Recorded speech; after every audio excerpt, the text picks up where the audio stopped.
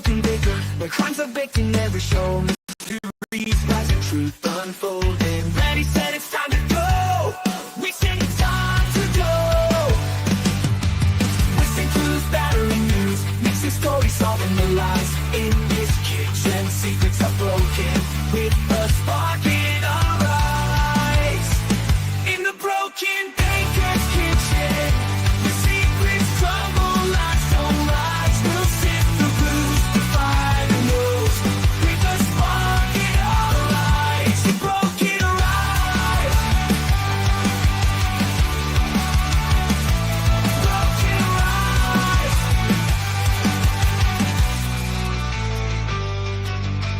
Welcome to the broken baker. Get ready. Let's go.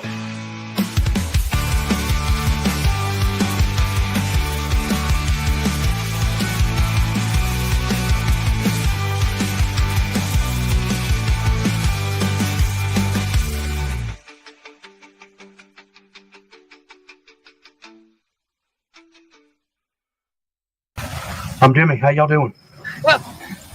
The most important people in this case that everybody seems to have forgotten in this room is the jury. So we're going to take a 15-minute break and both sides take a pregnant pause and think about the jury.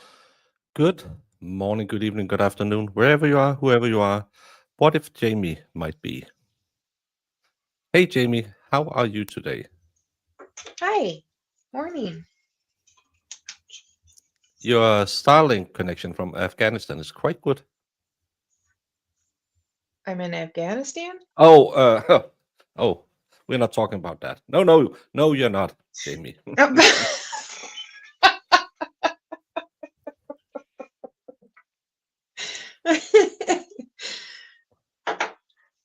not talking about that. Okay. I forgot that you said don't talk about it. So how are you today? I am grand. Grand? Not Grant Smith Ellis, but almost. Oh, okay. But no, this is day 7. The state will rest in the end of the day. Defense won't put on a defense. So, and someone passes out in the middle of it. So it'll be interesting. I saw that. So we'll speed run this, and then maybe we can look at going to the closing arguments. Can't foresee they will take hours. Nah. But Brett was here first. Congratulations, Brett. And Fed was here second. And Jamie was here third. Okay. Colorado Mountain Girl was here fourth. And Jemima, fifth. Carol Sue, sixth. Kiki. You need a eye more. Marissa, in your age, don't stay up all night and party with the young men. You get tired the next day. Hey, Be Kind Tiger. Barnacle Bird. Don't mention her travels. I wish I was a worldly traveler. Grant is back to poo-pooing Karen. Well, Yeah. he's also now been apparently an email is going around that him and Spoiled Cottage Cheese talked to the MSP, even though only facts plus logic equals the truth. Mr. Attic Dweller always claims he had nothing to do with them. I don't know if it's true, but I hope it is, because yeah, give me people. Oh, these people. Hey, Melissa. Cornelius Day. Yeah, don't go to the freak off, Marissa. I know that Diddy is off, so someone had to pick up the baton, but it shouldn't be you. Nina Canadian. Hello. Jamie, did you see? No, you didn't. What I will be doing Saturday. I actually did. I will be giving stuff. Christmas in November. Oh, I know from a less than trustworthy source that Christmas starts the day after Halloween, sure does. and it smells like vanilla. Uh-huh. So this Saturday, and I'll probably butcher the time multiple times, but it'll be 10 my time, 4 your 4 time, p.m. Yes. 4 p.m. Eastern. We will be giving away a little bit of Lego. So far, that's all I've found. It's a little bit of Lego to the subscribers, not to the members, because I'm the worst in treating my members good. Maybe and because it might be seen as you have to pay to play, so it would be a lottery, which I absolutely don't run, which would be against the law. But maybe I will make a mistake and put my chat in members only for the first giveaway. We never know, Jamie. I am an idiot. Oh, Lord. Don't complain. You're getting a free gift out of the kindness of his heart. People will always complain. I know. You can fart yourself, American Dreamer. Hello, watcher. Yeah, better excuse you farting coming in here. I don't have any bots running, Brandon, so you can't do any of that. I'm not smart enough to do that. Whenever Mo gets her intern, I will borrow them so they can set up all of that. I can't even figure out set up a bot without it spamming people while I was sleeping. That was hilarious. All of a half a day. It was convenient, though. It was really convenient. But Going. sadly, it just thought, he's not live, but I'll advise them 25,000 times he's live. And I even took the bot that everyone said was very easy to use. I'm an idiot. Brandon, I feel for your wife. I just said Saturday I will be giving away gifts. And what did you hear? He'll be giving away a gift. Yeah, gifts. It's almost, I bet you, whenever Miss Brandon says, why aren't you ready? For what? I told you yesterday we're going to my mom's house today. You told me it was tomorrow. Yes, yesterday I told you tomorrow we are going to. No, you said tomorrow. Or he could just be like my dad and be like, no one tells me anything. Just completely doesn't know about anything. That's why I bought a new calendar so I can write down when you tell me things. Look how big it is. Yeah, but I'm really bad too. Now that I'm saying it about someone else, I'm the worst. Yeah. I'm like, oh, I don't remember you saying anything about that. Oh, wow. It's called selective hearing. No, it's called being married. It's the same hearing you use when she says, can I use the credit card? And she can clearly hear you say yes, even though you're not in the house. Yeah. Well, the You really answer is miss always Jamie's yes. doggos. They will be here whenever she sees anything and gets a little bit excited. They will turn up and let their presence be known.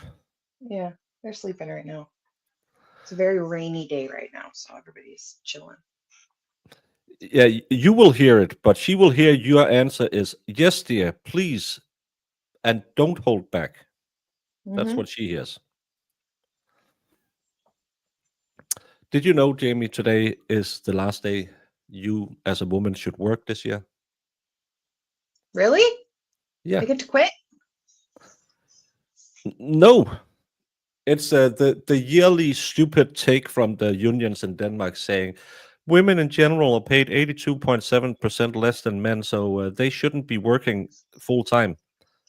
And every year people are saying, it's because you don't use the facts, you just make up your facts. No, 82.7% on average lower paid than men. Yes, because more women work part-time. It's just, but in Denmark today, every paper will be full of it. oh, poor women, says. And then they'll say, but younger women make more money than men. So is men allowed to take a day off? And men die 5 years before. So should we go get higher pensions and to go off work 5 years earlier? Don't be silly. That's Mm-mm. not how it works. Only It is women's. silly.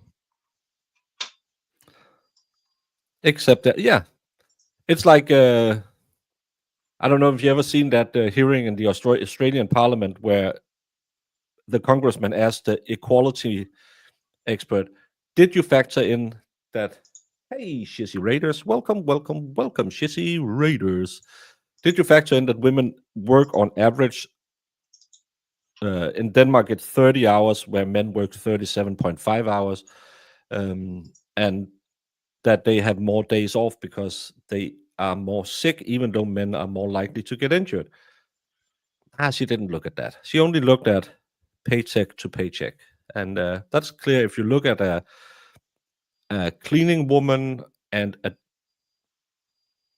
Mark Zuckerberg. There's a little difference, but it's not a systemic difference. But Jamie will be working her last day today. I will be working my last day today of the year because I am identifying as an ally to women. So tomorrow, Marissa will be running the channel and Mhm. to all the way through to the new year. Then Jamie and I will come back and Can you call my boss and let him know it's my last day, please? exactly 25, 25, 20 to 25% is because in Denmark, we actually, the last 5 governments have put aside billions to try and lift. We have a big public sector with a lot of nurses and teachers and mostly women. And they said, okay, let's spend $1 billion to lift you up so you work the same as everyone else, 37.5 hours a week. I know for you Americans, that's not a lot, but that's a lot in socialist Denmark. Not one accepted it. They said, we'll give you a higher pay, we'll give you a bonus. Zero said yes, because Zero.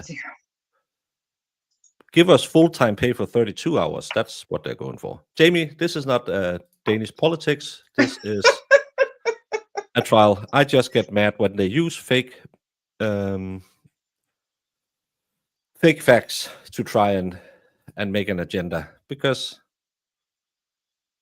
it's about life choices. My daughter, before she went on maternity leave, made more in her job than I have ever made. But don't think about that. She's the victim. So you think that Dakota will tell? Congratulations to King Charles, 74 years old, I think it is. I might be wrong. Maybe it's 76. Something 70 something. Hasn't been the best year in the British royal house, but as one of the lesser European royal houses, because of course King Charles is a descendant of a prince of Denmark, I'll salute you, our royal cousin. Jamie didn't know that, but actually King Charles's mom was married to a Danish prince. Well, he wasn't really a Danish prince, but because he had ties into the Greek royal house and a prince from us back in the day, they are technically still, even though there's no royal house in Greece anymore, prince to Denmark, not prince of Denmark. That's how it's said. So if he didn't relinquish his title when he became, did he become Mountbatten, Lord Mountbatten, or whatever? Good old Philip, he's a little bit racist. Or allegiances, or else Prince Charles would be King of England and Prince to Denmark. But he can't be that because as a king, you are the highest because you are appointed by God. Are you in advertising, Jamie? That industry is the last bastion for free stuff and 10 weeks of vacation. Pharmaceuticals. Thank you. I just want to be like naturally rich and not have to work. That'd be great. Yeah. I'm sure that's everybody's goal in life. We have I normally don't play the lotto. Then I heard how much they are giving out tomorrow. So I'm gonna buy. I'm not gonna win, but 700 million Danish. That's 1.2 million American. 120 million American dollars. I would like to win that. I would like to win it together with 10 people, so everyone had a lot of money. That could be fun. Marissa, you probably make more money than some men in your country. It's all about what eyes you look upon it with. I'm pretty sure if Marissa or Jemima and a baker looked at their pay stubs, they make more than the baker. So it's all about choices. Just like I love that. Nope, I'm not going to get political. Tonight, the Friday morning show will be commencing Thursday night. Remind me to say, I'm glad chlamydia is on decline. Us. That he was there, but he didn't have a gun? He probably will say he wasn't there, that he didn't have a gun, but he did have a gun. Okay. Okay.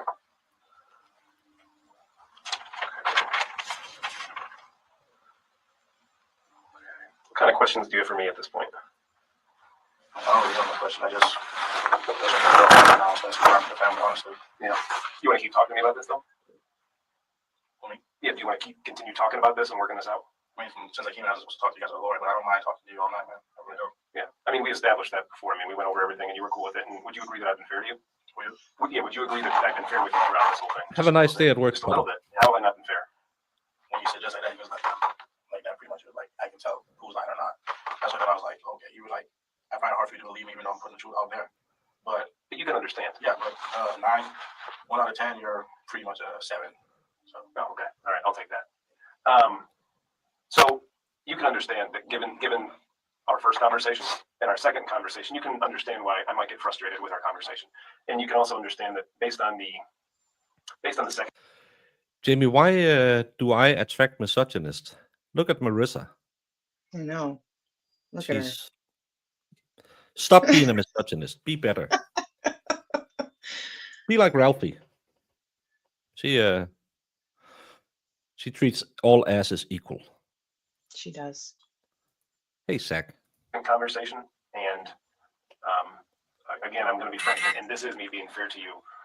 Much of it just seems not believable. What I'm kind of disappointed about is that one of the first things that I had to do when I started working this case yesterday was I had to sit down with Melody's mom and advise her that her daughter was dead. She didn't know. She came in here to provide a missing person report, and she left here with the loss of a child. And ever since that time yesterday, she and I have been texting back and forth, and she just wants updates. She just wants an explanation for what happened to Melody. And I want to be able to give her that explanation. I want to be able to give her the truth. I don't think that we've gotten there yet. A lot of good things have happened. I said it before. I'll say it again. That while you and I are having this conversation, there's 10 other investigators working on different things, talking to Dakota, processing the vehicle, talking to Logan, talking to Trevor, talking to Nakia, as I stated. And I guess what I'm disappointed about is that I understand that when difficult times happen, people go to their corners, like self-preservation kicks in. It's difficult because I'm guessing at some point you had some good feelings for Melody, and I'm guessing that I hope that Melody's mom treated you nice in a nice way, and I think that we can both agree that her family deserve to have the truth. They deserve that, and again, I'm going to be fair with you. You may not like the way that I'm fair, but I'm going to be fair with you that when I hear certain things about your explanation, I just don't buy it. I just don't buy it. I think that there's sprinkles of the truth in there, but the tone of it is not accurate. And how I compare this, how we as investigators compare this to what we've already learned at the at loads of different things that we've reviewed so far, it's just inconsistent. One thing, for example, is that if I was a betting man, and this is going to be confirmed sooner, she was already dead when she got there. She was already dead when she got to the pond. You know that, and I know that. So hang on, all that stuff about me standing by the car and they're off in the distance and I'm hearing this and then I'm hearing this and then I don't buy that. I don't buy that. I'll tell you the truth. She wasn't dead. She was dead right after we went to the, like literally right after when we got to the pond. He came back, and I didn't hear nothing. Well, I've got a really strong suspicion that after talking with some doctors who performed the autopsy and examined different wounds and examined different blood and whatnot, they're essentially going to tell me the same thing, that when she got there in the condition that she was in, the crime didn't happen right there. She was dumped there, she was left there, but she didn't get killed there. That's what if I was a betting man, I think I'd bet a large amount of money that's what we're going to get. And when we do get that, this account of what we just talked about gets blown out of the water. And by the way, I've known that for a day and a half. I've known that for a day and a half since we first got here and started reviewing evidence and reviewing footage from the scene and examining some of her wounds. It's like, well, I can tell you right now that she was already dead when she got there.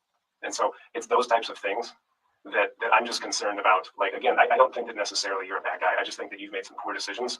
And now it's like someone who's digging a hole for themselves and they just can't stop digging and climb out. That's what I want you to do, McKinley, is climb out. Okay. All right. Nobody's going to I want you to know that, again, like we look for the best in people. We sometimes find the worst. It's very unfortunate that we're that way. Again, based on what I know about you, from what I've heard from Melody's mom, you're a decent dude. Deep down, you are a decent guy. And it sounds to me like you've made some poor decisions in your life, and right now you just do not have to know how to get out of the way of these poor decisions, because every time you offer up a new detail of information, inside I'm shaking my head. I'm thinking, like, McKinley, this is not lining up at all, because it's not true. You know it and I know it. And that's not going to change, McKinley. The only thing that will definitely not change is the truth. And you have that opportunity to provide some closure for that family. All right, Ron. Like you said, I'm in a hole and I'm digging deeper to bury myself. I must climb out. I'm literally trying to climb out. But honestly, I feel like as I'm climbing out, you're like throwing dirt down. I'm being completely real with you. I'm being completely real with you. I would not be doing you a service by walking out of here and not confronting you on these things. If I walked out of here and said, like, hey, I think you're good to go, I wouldn't be doing my job, and I wouldn't be doing the job for Melody and her family, and I wouldn't be doing it for you, because if I did walk out of here right now, not only that, but I'm not going to go. I'm going to look at, a lab report and a crime scene photo and somebody else's interview and somebody else's interview and somebody else's interview. That's very cold. That's just details. It's not until we have a chance to sit down and talk with each other and you can actually say, like, listen. There's a little scratchy scratch on the video. It's Yeah. a body cam, so it's not the best.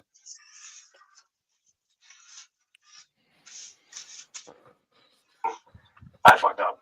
Okay. I did some poor things that I regret, and I wasn't 100% honest with you. But yeah, maybe there wasn't other people involved. But let's be real about this, okay? We've got a young lady who didn't deserve what happened to her. My guess is that one argument or one disagreement escalated to the point of no return, and then all of a sudden you're thinking to yourself, oh fuck, like I've got to make this look a way that doesn't look at me. That's my guess is what happened, and that's indicative of a person that makes some mistakes that they regret. But what I'm concerned about is that when you're in Walmart buying machetes and gloves, and then your ex-girlfriend winds up dead a couple hours later, and then you come in and tell me multiple stories about what happened, what do you think that indicates? That indicates premeditated, cold-blooded murder. Now, if that's not what happened, I am all ears. I hope that there's another explanation for it, but I'm being completely real with you on what information we have and how it looks. You're right on everything you said, Ryan, but I'm telling you the truth, Ryan. I'm telling the truth. I know my story's going to switch, but I'm telling the truth. If you think that, in spite of everything we just talked about, and some of the problems that we have in terms of the way her body was there, and some of the information that we've begun to accumulate in just the I don't know what technique this is. This is just be nice to the guy and let him dig his own hole. This guy has been very friendly to him. Let him talk. Didn't try all the little tricks about but didn't you do that, or didn't you do? He's been very good. Only when all the BS became too much did he start saying, "Nope, it doesn't add up." So I think I don't know if it's any special technique. I just think he's good at talking to criminals, and there hasn't been any. I don't think there's been any shenanigans in this interview. He just tees him up and then he just talks, and he's an idiot, so he talks himself into more trouble every time he opens his mouth. Yeah.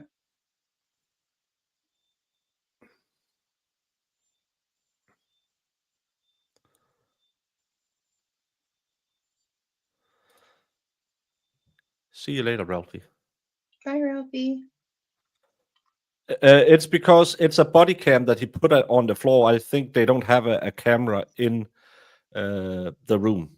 Yesterday we had another cop sitting in front with his feet, and it was in a different position. I like that angle better because we could see the defendant's feet. 36 hours. Imagine what we're going to find out in 72 hours. All of that is going to eventually align with what you say, with Dakota and the wrist. And it just so happens that you touched all of the evidence. Just so happens that you touched all of the evidence. He touched him too, but they had gloves on. He kept his gloves. Yeah, amazing how that works. How convenient. This criminal mastermind, Dakota. I'm sorry, I'm just being real with you. Okay. Yeah, I get it. you're right. I get it. But my guess is that my hope is that there's an explanation out there that's maybe short of cold-blooded, premeditated murder, but we haven't gotten there yet because you're just worried about ripping that Band-Aid off. Okay. Quick question, Ryan. At that time, do you only think it was just only me present there at that time and there was nobody else? You tell me.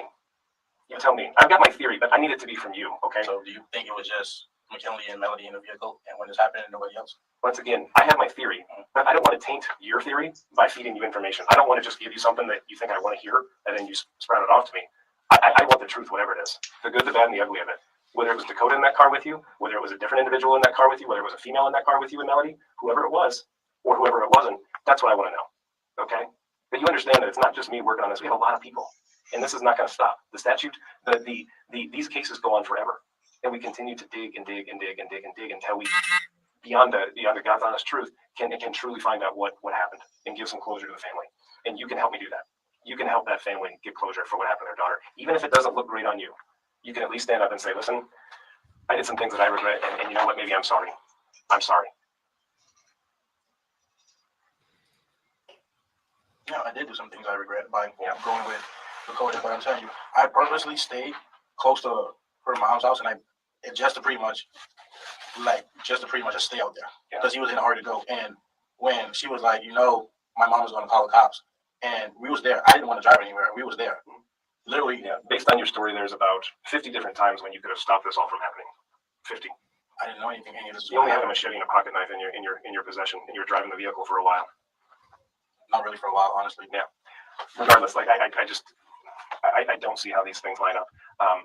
Again, I want to give you every opportunity to talk about some things that are difficult, but I think that you're in a state right now, and I've had these conversations before. Where people are just like, I just can't. And I mean, who are some of the people that you looked up to as a kid? Mom, dad, maybe? Not really. Grandma, grandpa, maybe? Not really. Not really. Anybody in your life? I was pretty much distant. Okay. Were you mistreated as a young kid? I was mistreated. I just never really talked or never really connected with people, maybe? Yeah. Okay. Do you feel sometimes that that maybe you missed out on some good interaction with adults as a kid, maybe being neglected in some ways? Yeah. Yeah. And I talked to those kids, and one of the things that I asked them was what would it mean for you, your name, whoever, what would it mean for you if that person that neglected you or treated you wrong said they were sorry? And a lot of times they say, just an acknowledgement that things weren't handled appropriately. Now, I can't pass judgment on your life, okay? Growing up, wherever you grew up, Jamaica or Bahamas? Bahamas. Here, I know for a fact that it is difficult being someone from out of the state of Iowa to come to Iowa, minority to live in Iowa. That can be difficult. You described yourself the worries of being pulled over. I can't begin to put myself into your shoes and walk a mile with the trials and tribulations that you've had to go through. I'm not going to pass judgment on your life leading up to this, and I'm not going to pass judgment on you in the last 48 to 72 hours. But again, I just want to give you the opportunity that my guess is that there's a truth out there. I know that there's a truth out there that we haven't just reached. No, I hate feet. I really don't like feet. I think it's weird that people like feet, and I think it, ugh. Oh my God. I have a phobia against teeth and feet. Teeth? You have a wonderful Yeah, I can't stand the sight of teeth. You Nothing worse in the world than when a kid have like a loose tooth and they want to show it to you. Oh my God. But what about teeth in general? Just teeth. Well, I don't like it when I hate it when people smile with those big. I don't like it. You don't choose your phobias. I don't care about spiders. That's fine, but I just don't like teeth. Oh my God. I don't like. So somebody smiling at you is like, you want to vomit? No, it's okay if you smile, but those like Dave said, the people where they show gums like a horse, it freaks me out. Or if people want to show something in their mouth, ugh. That's no, I hate when kids come and say, "Hey, look, I got a loose tooth." Ugh. Oh, I don't want, like, kids are spitty and germy, so yeah. I could see that, but like just in general, that's funny. No, but I don't. If people smile, it's fine. But those people who smile where they pull their lips back all the way to their eyes, it's weird. And I know everyone's saying you're never smiling. I smile a lot inside my head, but I just have a phobia with teeth. I can't. Oh my god. It's not something I chose. I just hate teeth. It's It's- yeah, in the animal kingdom, if you're showing teeth, it's because you're aggressive. So maybe it's just I'm ready to go whenever you smile at me. No, Oh my lord. Brandon, no teeth. Opportunity to provide closure to a family. I didn't like it when my own kids were teething. I didn't like it when my nephews. It won't change. I don't like teeth. It's like people saying, "Well, you haven't tried my cheesecake." I don't like cheesecake. That is grieving right now. To some people that I believe. What the heck? They pulled the video.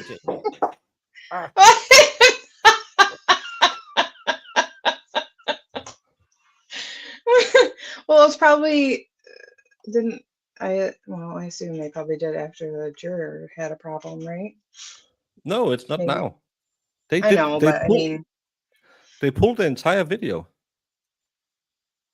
I'm just saying maybe that's why. This video is private. Go home. Well, that's a little annoying. Now I have to see if anyone else has it. I mean, it was on. There's Law Lawn and and Crime Crim. had it, and Court TV had it on YouTube. So Mm. I think Court TV had it.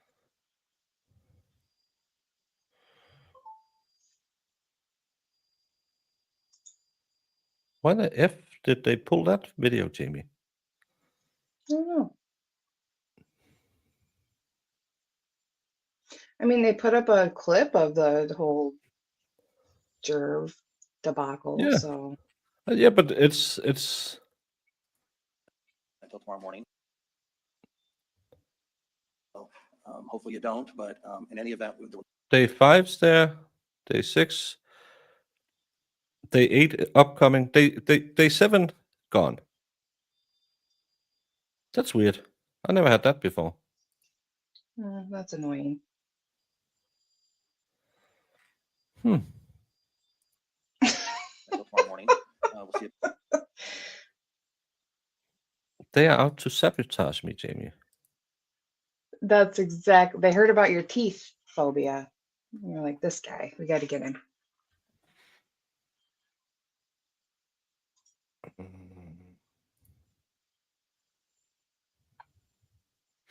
Trial TV live.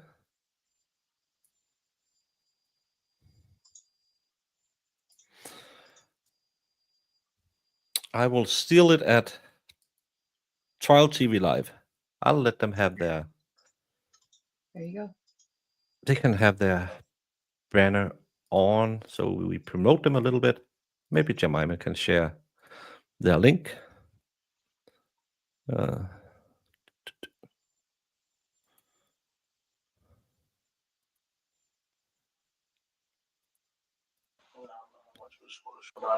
I have no problem with Charles' family. I know you don't.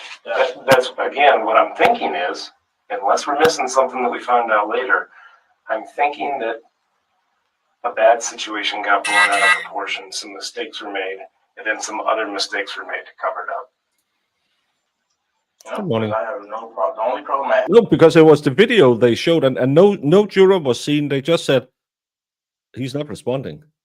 That's all we heard about the guy. I have with Melody's family personally was trying to fit in because I was always quiet. I understand that, but that's not the point here.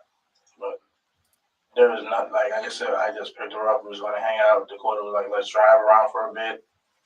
And pretty much I was like, well, right, like, where are you trying to go? Because I'm trying to go home. Yeah. Can I, before we finish, I just want to establish where we're at, okay? I want to establish essentially, like, your final story. And if this is your final story, okay? If that's what you want to go with, I'll shake hands and we'll go our separate ways. But I'm going to go from start to finish and you tell me if I misconstrued something, okay? How can I prove like my story? Like, You don't have to do anything. We do that. We go out and we look at we interview witnesses. We interview Dakota. We interview Logan. We interview Trevor. We interview Nakia. We look at all of the cell phone data. We look at all of the Apple Watch data. We talk to the physicians who examined her. We submit all of our evidence to the lab. We'll take care of that for you. Okay, so bear with me, but it sounds like Saturday night, February 17th, 10 o'clock, you're hanging out with Dakota and Logan, and Dakota sees your machete in the car and says, that's really cool, I want one. And so the three of you go to Walmart, you pick out two, and then a set of gloves. And you volunteer, because he's of a certain age, you volunteer to go ahead and purchase these two machetes and gloves, in spite of the fact that you don't know what the gloves are for. He just says, trust me, get them, and you get them. You drop off Logan. You wait for Trevor to get done at work at Lebowski's. He gets off at 11. You, the three of you, once he gets off at 11, drop off Trevor at his location, and you're still with Dakota. And you talk about how you want to drop off Dakota at his place, but he says, no, let's drive around. And I think lactose intolerance is high in Asians, but I'm not sure. by then you're starting to communicate with Melody. And ultimately, she comes out of the house, you pick her up, she's in the back, and you wind up driving around. And all of a sudden, Dakota starts acting a little bit funny, and you guys wind up at a couple different parks, Cherry Hill, Hannah, Morgan Creek, etc. And at one point, he says, all right, go into the park here, gets a little bit lippy with Melody in the back. He gets out of the vehicle, tells you to come out, tells her to come out, and directs you at gunpoint to tie her up by her wrists in front or behind? Behind. And at that point, does she get in the trunk?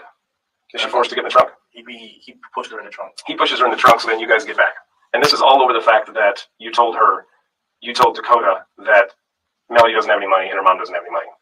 That's why he decides to have you tie her up and put her in the trunk, okay? And again, correct me if I'm wrong anywhere here. I just want to make sure we're on the same page before we finish up, okay? So she's in the trunk now, kicking, screaming, saying that she's cold, what the hell, and eventually you pull over to let her pee. And are you driving at this point? Yeah. Yeah. You pull over to let her pee, and he's still holding you at gunpoint. Is that right? Yeah, he's sitting there going this, and I pulled over and just. Yep. And all the while, he's never really given you a good explanation for why exactly it's necessary to shove a 20-year-old girl with lower functioning tied up into a trunk. He's never explaining why he's doing this. He never told me. He just kept saying that just drive. Yep, just drive. So you're just driving around. At one point, the kicking and screaming becomes too much, and she's near the back, and Dakota leans his seat all the way back, reaches back and begins punching her over and over again. Correct? Okay. So you look at a couple different spots, that doesn't work out, and eventually he winds up driving, and you're in the back seat with her. And in spite of the fact that he scared you to death with a gun, threatened you with a gun, punched the shit out of her, you're able to speak with her quietly and get her to turn her body so that you can begin cutting her with a pocket knife that he had actually heard when you snapped open. And it wasn't until an alert came on your phone that illuminated you trying to cut her free that he noticed and said, no, you come back up front. Is that accurate? Yeah. Okay. So now you guys are driving around, you're looking for a spot. He starts driving towards the Amana, and he's the one that chose the Amana, the pond where she was ultimately located, right? Okay. You said that at one point a trailer pulls out in front and you're telling him to stop. So at one point he actually does stop. Yeah. Okay. But eventually he's like, yeah, I'm going to take you guys down here. You guys wind up near the lake, and presumably she's still bound with duct tape around her mouth and her head, and duct tape behind the back. And through all of this, you never get assaulted. None of it. Like he never assaults you, other than threatening with use a gun. Just verbally. Just verbally, yeah. So he walks her to a certain area, makes you tear off her clothes, picks up the clothes off the ground, hands them to you. Yep. And you go back to the vehicle. At which point, from a distance, you try to start and go away, but you can't do that because of the right or wrong keys that you had. And he said, "What's your deal?" Essentially, and hey, come on, let me just go. Let me just take her to this, that, and the other thing. And all the while, she's saying to you, "Why are you doing this? Why are you doing this? Why are you doing this?" In spite of the fact that you say that you're trying to help her, she's saying, "Why are you doing this?" She doesn't appear to be getting the message that you're on her side. And so ultimately, you audibly hear him doing something to her consistent with the sound of a choke or strangle. And then you also hear the sound of knife cutting, would you say? I just hear like him like grunting and her Grunting. choking Grunting and choking. And then ultimately he comes back. with her clothes and the bloody knife. And then he handed it to me. I was like, "What do you do?" He's like, "He stabbed her." And then I dropped the knife. And he told you I stabbed her. Yeah. He used those words, I stabbed her, Yeah, I stabbed her to make sure she was dead. That's what she said. to make sure she was dead. And then I looked at the knife. I just dropped it. Okay. And then what happened to the knife? He took it and then he folded it. And he tossed it in the middle of my Center console Yeah. area. Okay. You guys get back in the vehicle. You don't, I mean, he says that she makes sure you were dead, but I mean, again, just want to be clear. You didn't go to check on her. You didn't check a pulse. Like, so he I said, stayed by the car the entire time. I didn't want to go there. okay, so you guys drive back, and you're driving at this point. Yeah. Before you drop him off back at his 690 Marion apartment complex that you don't know is his, you go to, I take that back. Before you get into town, he discards both the Apple Watch that she was apparently wearing, but leaves the bands. No, he Tears them off, the tears band, it off. throw the band. He tried to cap just the screen of the watch, trying to get the password. And he said he could easily replace the bands. Well, he was trying to use the same password that he typed on his phone and saved it. So when the phone is locked, he can unlock it. Mhm. He saved it on his phone because I didn't know it. Yep. He saved it on his phone. He literally asked her and he typed it in his phone. Okay. And then pretty much he had the phone trying to reset it and do all of that. So when he took the watch, he used the same password. It didn't work. So he asked me, "Do I know the password?" And I'm like, "I don't know the password." And he said, "Well, you guys dated. How did you know the password?" I'm like, "Because we was together for 2 months. I'm like, she changed it all." So what does he end up doing with the Apple Watch? Yeah, well, she just wiped it on his jacket and he tossed it out the window. Tossed it out the window, and then shortly after that, he tosses her phone out the window, right? Right, so while we were driving, he was like, "Do I want an iPhone?" I'm like, "No, I don't." He's like, "Well, your phone is off." Right? I'm like, "No, my phone is off. Not really, no more." Okay. And then, So from there, you guys head up towards Blair's Ferry. yeah, You wind up at that quick start. You go in and out of the quick start together. You described what he's wearing. You described the fact that you guys went into the bathroom together. You described going up to the register and kind of being shaky when you asked for the cigarettes. You leave. You wind up going to his place there at 690 Marion. You drop him off. He tries to fist bump. You're not interested. Initially, you say he didn't have anything, but then in hindsight, you think that maybe he took her glasses with her. yeah, And then in hindsight, you also are pretty sure that he may have taken his machete with him. Okay. So then you go back home. Full day passes, and then the next morning, you wake up and your car's gone. And that's when we start to play a little bit of phone tag. We offer to pick you up. Again, it happens, but we offer to pick you up. We finally get us a chance to sit down and talk. We have your initial version. We have your second version. And do you feel pretty comfortable that what I've described in the last 5 to 10 minutes, start to finish, is essentially what you would swear to under oath if given the opportunity to? yeah, that's exactly what happened. Okay. All right. That's the second time that Well, we've been through a lot. I'm going to take a break. I'll kind of see if some of my colleagues have any follow-up questions that we haven't addressed, but we'll go from there, okay?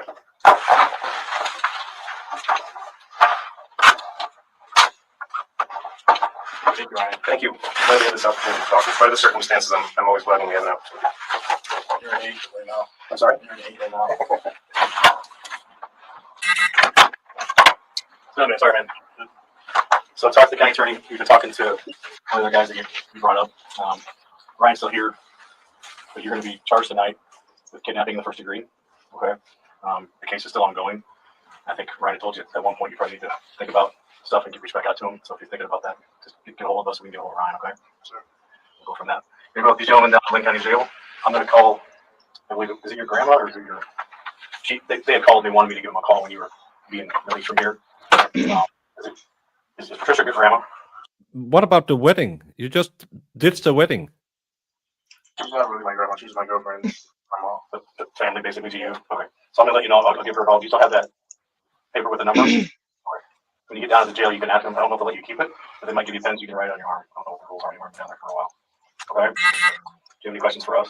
No, I just pretty much put it out there and pretty much explain everything that happened. I was never pretty much involved with it. I was just held at gunpoint. Yep. And I tried to explain that to Ryan, but that's not what he's believing. I don't know if he's not believing that, but it's just a matter of we have a lot of other evidence, and we just talked to another guy tonight that one of the names you gave us. So I'm sitting on that. What said the name I gave you? What name was that? Whatever you gave Ryan. Dakota. Yeah. It was by Dakota Smith. Something like that. Dakota Van Patten. All right, man. Go with these guys, and we'll talk to someone. Okay. Guys, that way for us, please. Thank you. So they didn't believe him. You all right? I'm sorry. I thought it was going to be my You weren't at the wedding. You made cultural inappropriate cheese plates and ditched the wedding. I'm pretty sure if I ever go back to the US and Brandon isn't in Chicago, I will be arrested at the mouse here. It's quite, it's not too bad. All right, for you, I'm gonna drop your food. No, we have all that. What?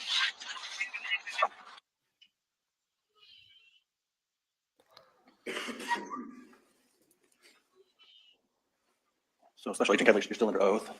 Go ahead, counsel. Thank you, Your Honor. Special Agent Kedley, as you promised Mr. Louisma in that interview, did you and investigators proceed to then check out his story? Yes, we did. What we heard here at the end of this video here was that Mr. Louisma was charged with kidnapping in the first degree that night. Is that right? That is right, yes. And you referenced another person who was, well, when the investigators referenced another person who was talked to that same day, who was that person? Dakota Van Patten. So was he being interviewed at the same time as Mr. Louisma there towards the end? Yes, he was. And as a result of your completing that interview with Mr. Van Patten in the next and meeting with investigators. That was the last shoe video. But hey, Sandy. If he was being held by he didn't. He did have his brother's 9, but he chose to strangulate and chop instead. Believe him, he's telling the truth.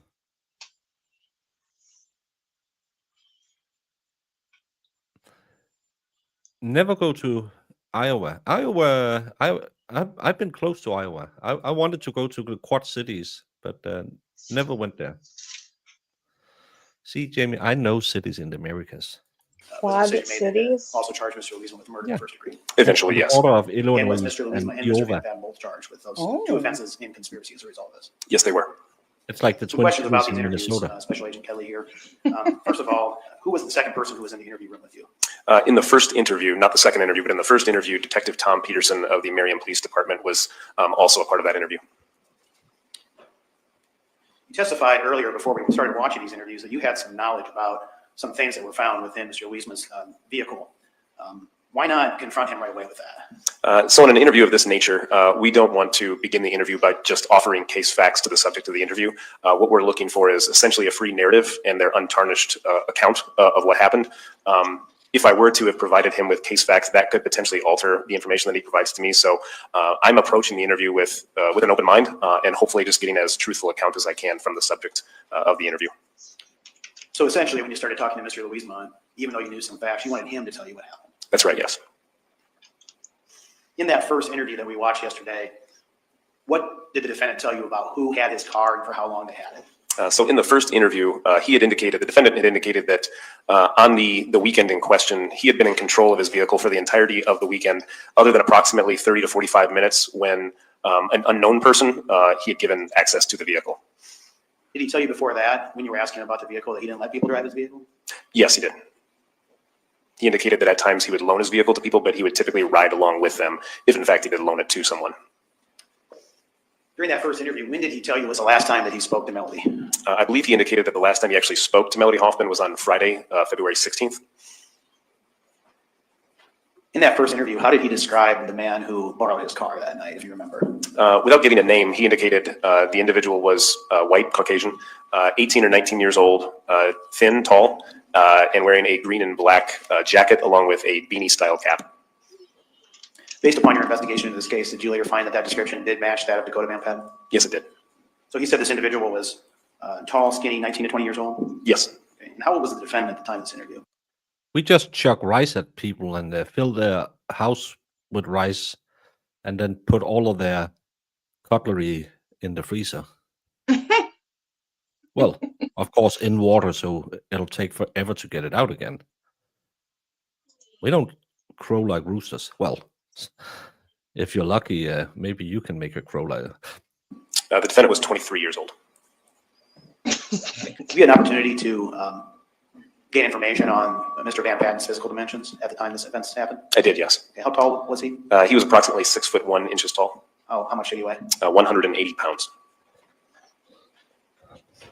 And were you able to gain any information on how much Mr. Louisma weighed at the time of this offense? Upon his being processed on that particular evening, he was booked in at 270 pounds. And you met with Mr. Louisma. Did you have an opportunity to approximate how tall he was? Yes, in the hallways and whatnot, I approximated that he was approximately my height. I stand at approximately 5'11", so I would say approximately 5'11". So at about 4:57 p.m. or 1657 hours into the first interview, about a half hour after talking to Mr. Louisma, did he ever ask up to that point about Melody and how she was doing? No, he did not. But you had brought up Melody at that point in time. I had, yes. What was his response in that first interview when you told him that Melody was deceased?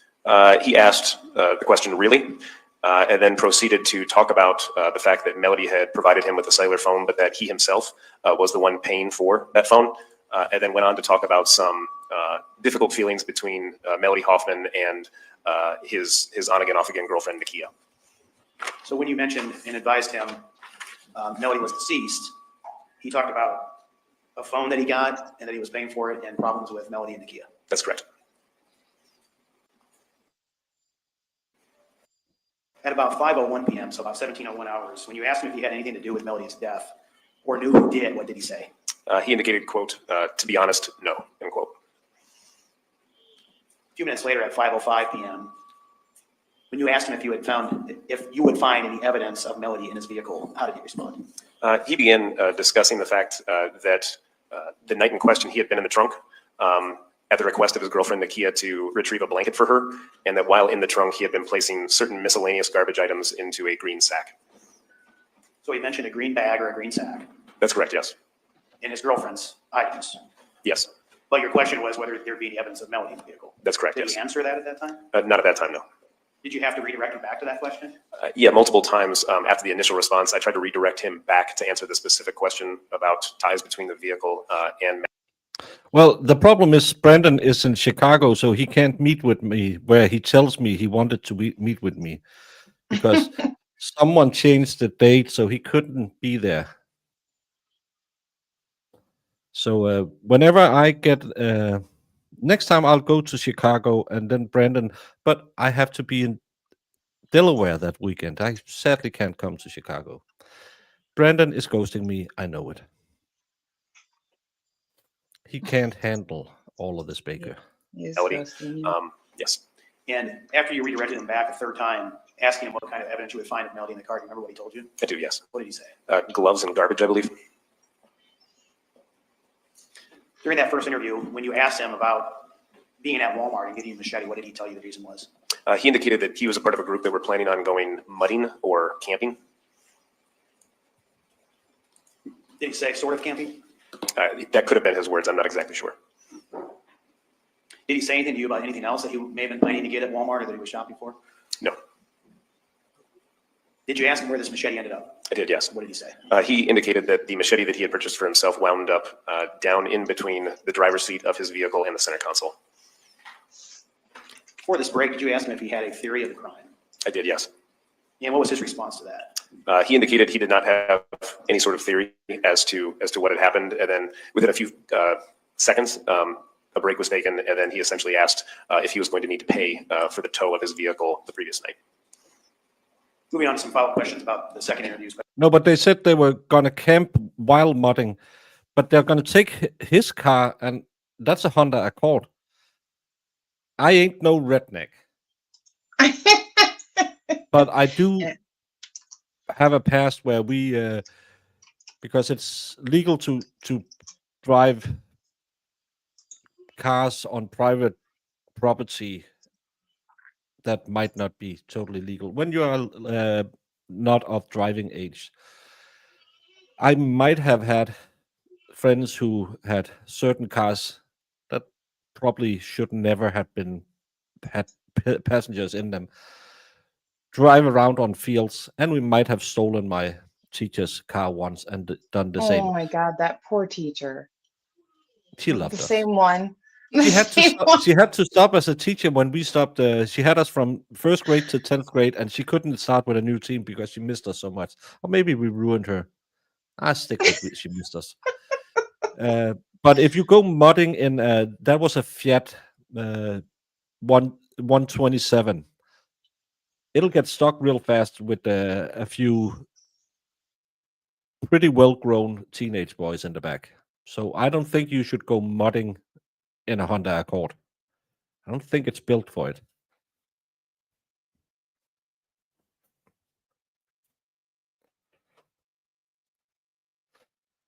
The second full week of May, I will be traveling. Well, the expert hasn't invited me yet, so Yeah, 100 is too low. Yeah, and I hope that the expert this time won't put it in a weekend where everyone is going because everyone is graduating. I think that might have ruined it a little bit for people last year. And then, Usually May, June is like big for like open house stuff. So yeah. yeah, I don't know. Special Agent Kelly, when he began the Do I ever travel to Vegas? I've never been there yet, and I might have a slight gambling problem, so probably not the best place for me. Well, I used to have a slight gambling problem. I don't gamble anymore. second interview after telling you that there were some things that he left out, did he say to you that Melody wanted to hang out with him on I that like to Friday? gamble. He did.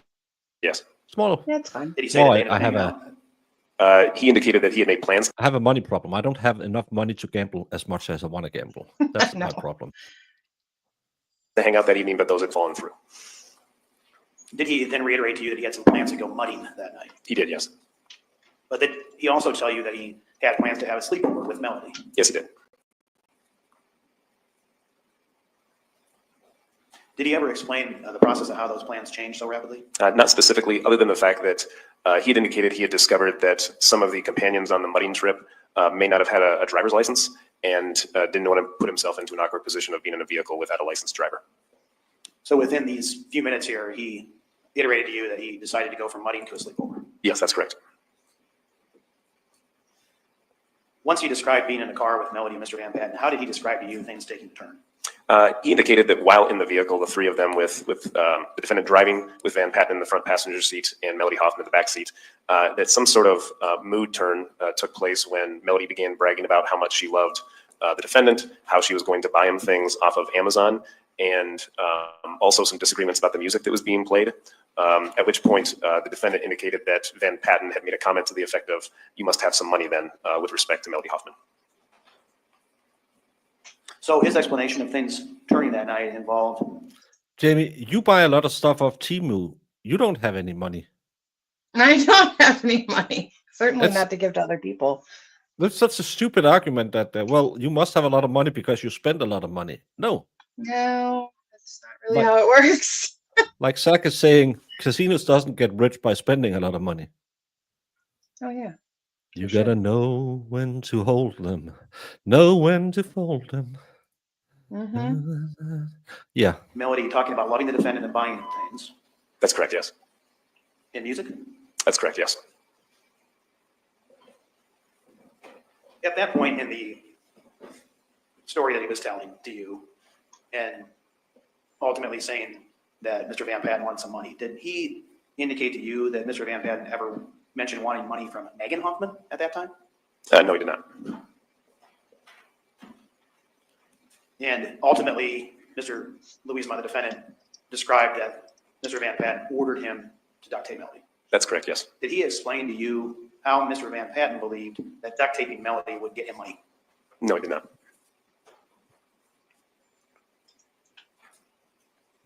Did he ever explain to you an actual conflict or argument that took place between Mr. Van Patten and Melody? None more so than the previously mentioned disagreement about music and buying things for the defendant. He said Mr. Van Patten said, "You must have a lot of money." Essentially, yes. Did he say Mr. Van Patten asked her for money? No, he did not.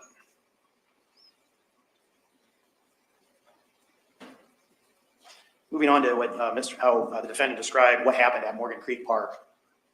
This was at about 8:17 p.m. in the interview, the second interview, when Mr. Van Patten got out of the car. What did he say happened at that point in time? Once at Morgan Creek Park, the defendant indicated that Van Patten had exited the vehicle to urinate, and then upon coming back to the vehicle, had drawn the defendant out of the vehicle by holding him at gunpoint, hand gunpoint, and then also drawing Melody Hoffman out of the vehicle, also at gunpoint, and then directing the defendant to go to the trunk, retrieve a roll of duct tape, and secure Melody's hands behind her back. Did he say that Mr. Van Patten popped the trunk? I don't believe that he indicated who exactly popped the trunk, whether it was he himself or Van Patten. Did he explain how Mr. Van Patten would have known there was duct tape in the trunk? He did not know. Your Honor, I'll enter an objection at this point. May we approach? You may. Bum, ba-dum, bum, bum. Bum, ba-dum, bum, bum. They want to have in that they found some text messages stating that they want money, but there was ruled against in the beginning that they couldn't bring that in. because it was a Objection little overruled. too wishy-washy. Do you remember the question? Yeah. No. Okay. You want to read back?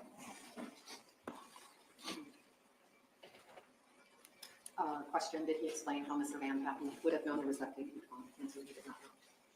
No, I did not know.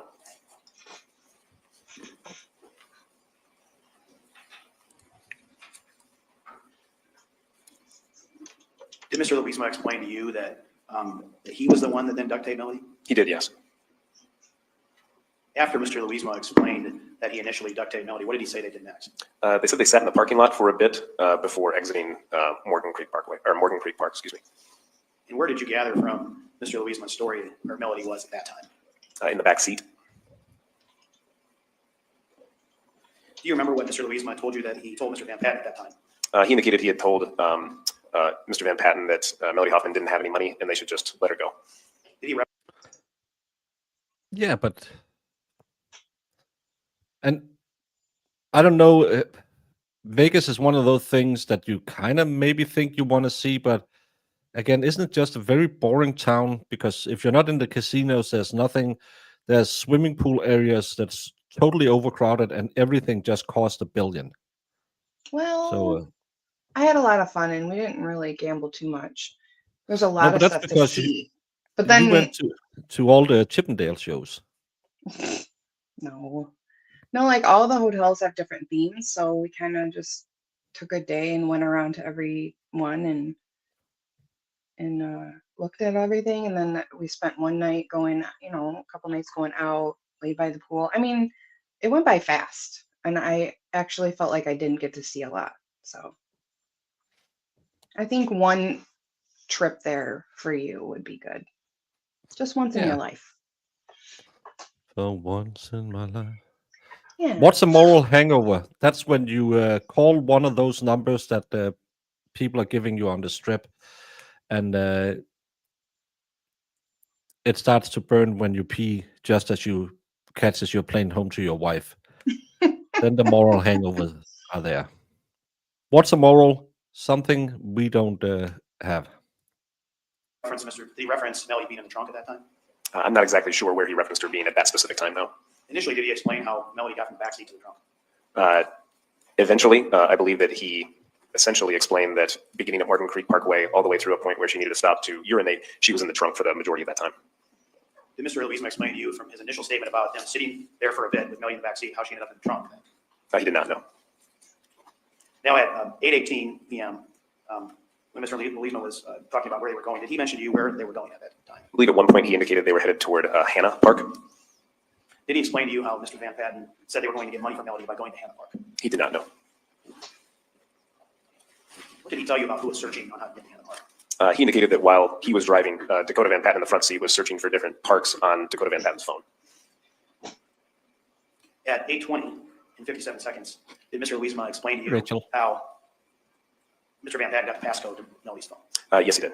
What did he say? He indicated that at one point he had Dakota Van Patten had Melody Hoffman's phone, couldn't access the contents of the phone without a passcode. And so Dakota, according to the defendant, leaned his seat back, turned back towards Melody seated in the back seat, and began repeatedly hitting her until she would provide him with the phone's passcode. When did he tell you this happened in terms of where they were and what they were doing? In the vicinity of Marion at that point. So he indicated to you that this occurred after they left Morgan Creek Park? Yes, he did. Did the defense say to you that Van Patten made him turn the location off of Melody's phone while they were doing? He did, yes. Do you remember what he told you as far as what location he turned off? Yeah, he indicated to me that he was able to deactivate the location technology within the Snapchat account on this device, but had left the Life 360 app location content available. Did Mr. Louisma tell you that at some point Melody's mom began texting them? He did, yes. What did he say Mr. Van Patten did at that time? He indicated to me that when Melody's phone began receiving messages from Melody's mom, that Dakota, using Melody's phone, responded to these messages, indicating that presumably Melody was on her way home and to have the door unlocked. Yeah, but I don't like weed, so I don't know why. Everyone is always talking about, oh man, get some weed. Yeah. As it's illegal in Denmark, I of course have never ever tried it, but I just get sleepy and just want to go do nothing. I don't get people who do it because oh man, it's such a cool drug to be on. No, I have alcohol. I know alcohol. Me and alcohol are good old friends. Weed is just, can we sit watch a stupid movie and your mouth will taste like your friends kissed I don't know, an ashtray and a dead body. I don't. Weed isn't my thing, man. And Me neither. I never understood the people who needs to both the downers and the uppers. Because if I go out drinking, I know, well, it's 4 o'clock in the morning now. I want to go home, go to bed. I don't need sitting at home and my eyes are flipping and I can taste color and see music. I don't really need it. I know when to. I don't know. Weed's a weed, and it stays in your system for so long. Oh, I ate it yesterday. It doesn't matter. I'm gonna drive around town with my 5 kids, and I am perfectly safe. No, you're not. You're still drunk. Did he then indicate to you that at that time it was Mr. Van Patten communicating with Megan? He did, yes. Did Mr. Louisma ever explain to you why they were all the way in Marion near Melody's house, or why they were even going there at that time? Not really. At one point, he brought up the idea that getting money from Melody's mother was an option, but no further detail beyond that. Is that something that came up initially when he told the story? No. During this story, did Mr. Louisma indicate that there was a time when they were considering returning? I don't like peated whiskey. I'm sorry, could you repeat that? Did Mr. Louisma indicate to you that there was a time in the story where they were considering returning Melody home? Only that he had repeatedly suggested taking her home and that Van Patten had repeatedly refused to allow that to happen. Do you recall him telling you that Mr. Van Patten said one of the reasons was that he did trust her? I don't recall that specifically, other than Dakota Van Patten repeatedly saying that they had come this far and they couldn't turn back, essentially, and couldn't, I guess, trust the fact that she wouldn't say something to someone about what had happened.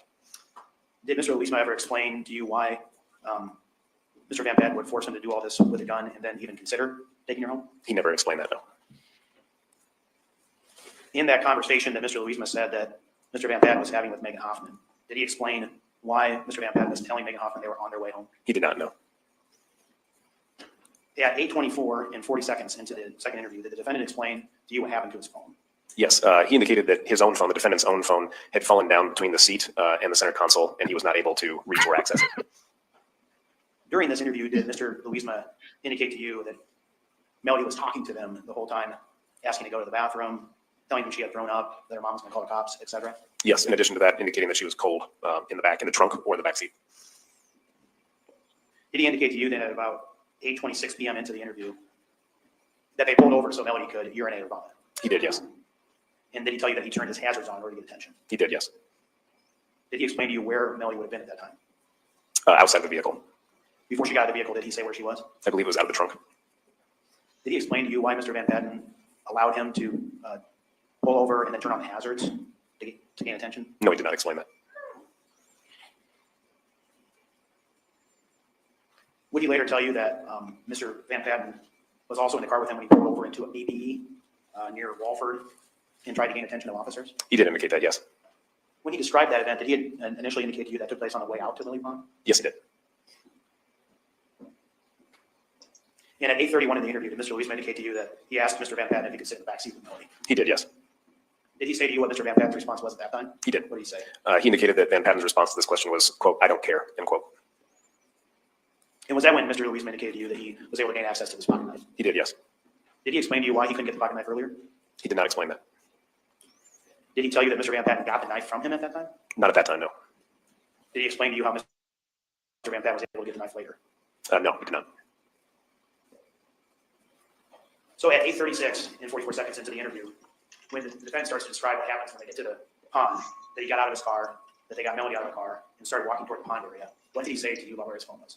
He indicated his phone was still in the vehicle between the driver's seat and the center console, unable to be accessed.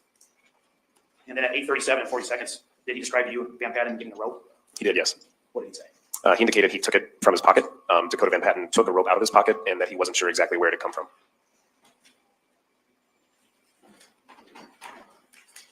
And at 8:38 and 43 seconds, did he say that Van Patten pointed a gun at her? He did, yes. And what did he say happened at that time? The defendant indicated that he had instructed or pleaded with Van Patten to not shoot Melody Hoffman, and subsequently Van Patten did not shoot her. At 8:39 and 6 seconds, did Mr. Louisma tell you that Mr. Van Patten ordered him to put gloves on? He did, yes. Did he tell you that he put gloves on? He did, yes. But at this point in time, Special Agent Kelly, had he told you previously that he had touched everything? He did, yes. And then at 8:39, 25 seconds, did he tell you that Van Patten ordered him to rip her clothes off? He did, yes. Did he say that he did that? He did, yes.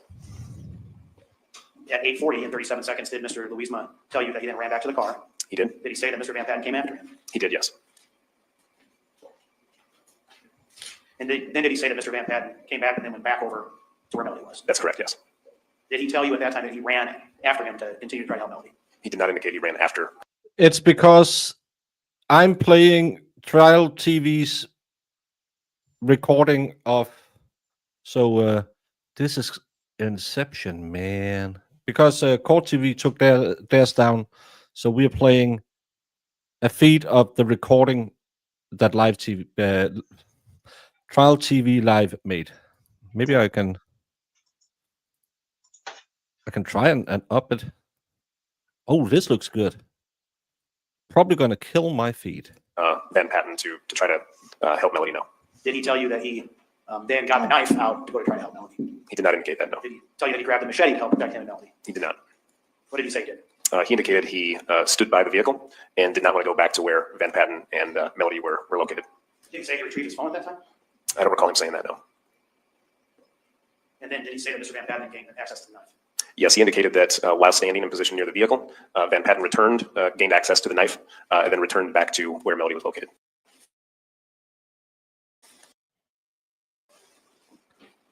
Then this problem starts arising that it can follow. I'll dump it down a little bit. Did he say that when Mr. Van Patten gained access to the knife, that at that time he grabbed his phone to make a call for help? He did not know. Or grabbed his machete? No. And then he told you in this interview that he touched the knife, is that right? He did, yes. Did he explain to you when it is that he took off his gloves and began touching everything? Not specifically, no. We saw a photograph of Melody Hoffmanin with duct tape over her mouth. Did he explain to you how that happened? He did not know. Did he ever tell you about Melody Hoffmanin being duct taped around her legs? He did not. Did he explain to you that the duct tape for Melody Hoffmanin was removed? He did, yes. And do you remember how he said that happened? He indicated that that was done by Dakota Van Patten, and those items were later turned over to him by.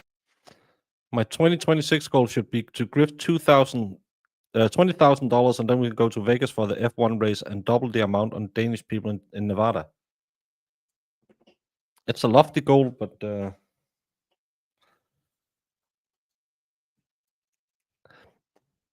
I can try. I'm quite a way away from 20K. Is it before or after taxes? I want to go to the F1 in Hungary. I hear that's crazy. So if you come and I go there, we can double the amount of Danish and American people in Hungary. Well, probably not. But thank you, Brandon. Dakota Van Patten.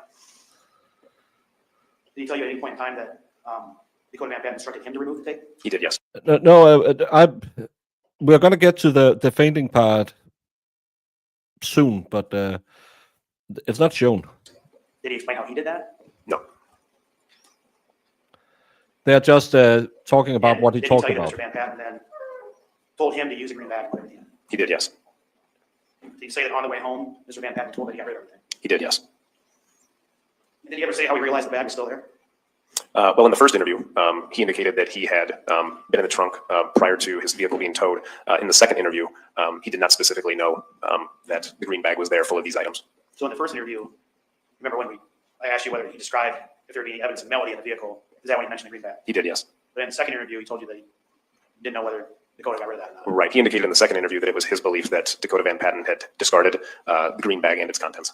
At 9:36 and 4 seconds in the interview, did he explain to you why he told you the initial story he did? I do remember that, yes. What did he say? He indicated at that point that in reference to the first interview, he was trying to say anything so to not look guilty. And then at 10, maybe 10 or 9, 37, 38 seconds, did you ask him what he thought Dakota would tell you? You asked him? Yes, I did. What did he say? He indicated that Dakota Van Patten, if given the opportunity, would blame the entire thing on the defendant and also claim that Dakota Van Patten never had a gun on him throughout the entire incident. At the end of the interview here, we saw you describe back to him his story. Remember doing that? I do, yes. And when you described back to him his story, including that he only went down there with Melody the one time and then went back, what did he tell you that he did after he went down there the first time with Melody and Mr. Van Patten? He indicated he stayed by the car henceforward. And at the end of this interview, near the end, what did he say when you asked him if this was true? I once again asked him if the recollection that I described to him was true and accurate and something that he would be willing to swear to if asked, and he indicated that he would and that the whole account was true. Thank you. Nothing further. Cross-examination. Yes, thank you, Your Honor. Agent Kedley, when Mr. Louisma was interviewed on the night of February 19th, was he placed under oath? No, he was not. I don't have any further questions, Your Honor. Thank you, Director. Okay. Thank you very much. We're going to go ahead and take our morning recess. Jurors, please remember your admonition. We'll see you back shortly. I don't know why they, I mean, I don't think Call us. care. You may do so. State calls Kelly Cruz. You don't know why? Well, was he placed under oath? No. No. Well, it's so. I mean, all I of get it, but Yeah. it's like, I don't think that's going to matter. Hmm. But good job. Yeah, it moves fast when they don't say anything. Yeah. In the 50s, Vegas used to advertise being able to see the open-air nuclear test from their properties. Obvious after they started announcing them before doing them. Yeah, you could go to atomic parties on the different resorts, and if the wind was blowing the right way, all the fallout would land at your party.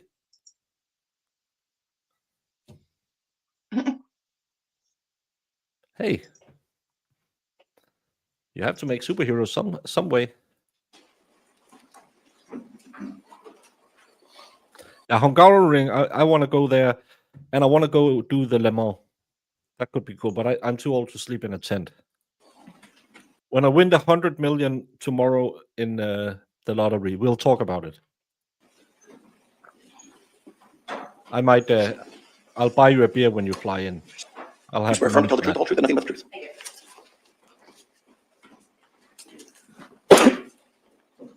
If you would please start us off by stating and spelling your full name for the record. My name is Kelly Cruz. It's KELLY KRUSE. Thank you. Go ahead, counsel. Thank you, Your Honor. Good morning. Good morning. Dr. Cruz, can you tell us how you're currently employed? I am an associate state medical examiner at the Iowa office of the state medical examiner And how long have you held the title Associate State Medical Examiner? since July of 2018. Can you tell us a little bit about your educational background that qualifies you to hold that position? After I graduated from high school, I attended Tulane University. There I earned a bachelor's of science in anthropology. I then attended St. George's University. I first earned a master's of public health degree, and then I entered their medical school. I graduated from medical school in 2013. Following my graduation from medical school, I completed an anatomic and clinical pathology residency program, in addition to a We are going to skip through all of that. Mm-mm. Because that's just her CV. Yeah. It's not that important. That documented within a curriculum vitae? Yes. Seeing 24A, do you recognize this document? Yes, that is my CV. And is it up to date? Submitted. Can you tell us kind Of an autopsy is to determine. We Can know you say what an medical autopsy examiner? is. Yes, since I joined the office, I performed over 1,700 autopsies. Dr. Cruz, when you perform an autopsy, is there an industry standard or protocol or process that's used? Jamie, that's the thing I've been wondering. Does anyone who dies get an autopsy? How can she rack up 1,700 autopsies? Because in Denmark, you if they believe foul play, you'll get an autopsy. Or if you die on the medical table to try and figure out what happened. But when my mom died from the big C, she wanted her body to be Yeah. examined. And the doctor said, please don't we get so many. We don't have time to carve them up. You can It's- request it, but normally no, unless it's, yeah, like a suspicious or they think something, I don't know. Because, like, obviously I've had family members pass away and none of that happened, just normal. Yeah, it's just because 1,700 is so crazy. Yeah. I think tickets for F1 season. Oh, they're going to drive in London. Well, I need to win those $100 million first because if Brandon comes, I'll have to buy 2 beers. Foul play or unattended.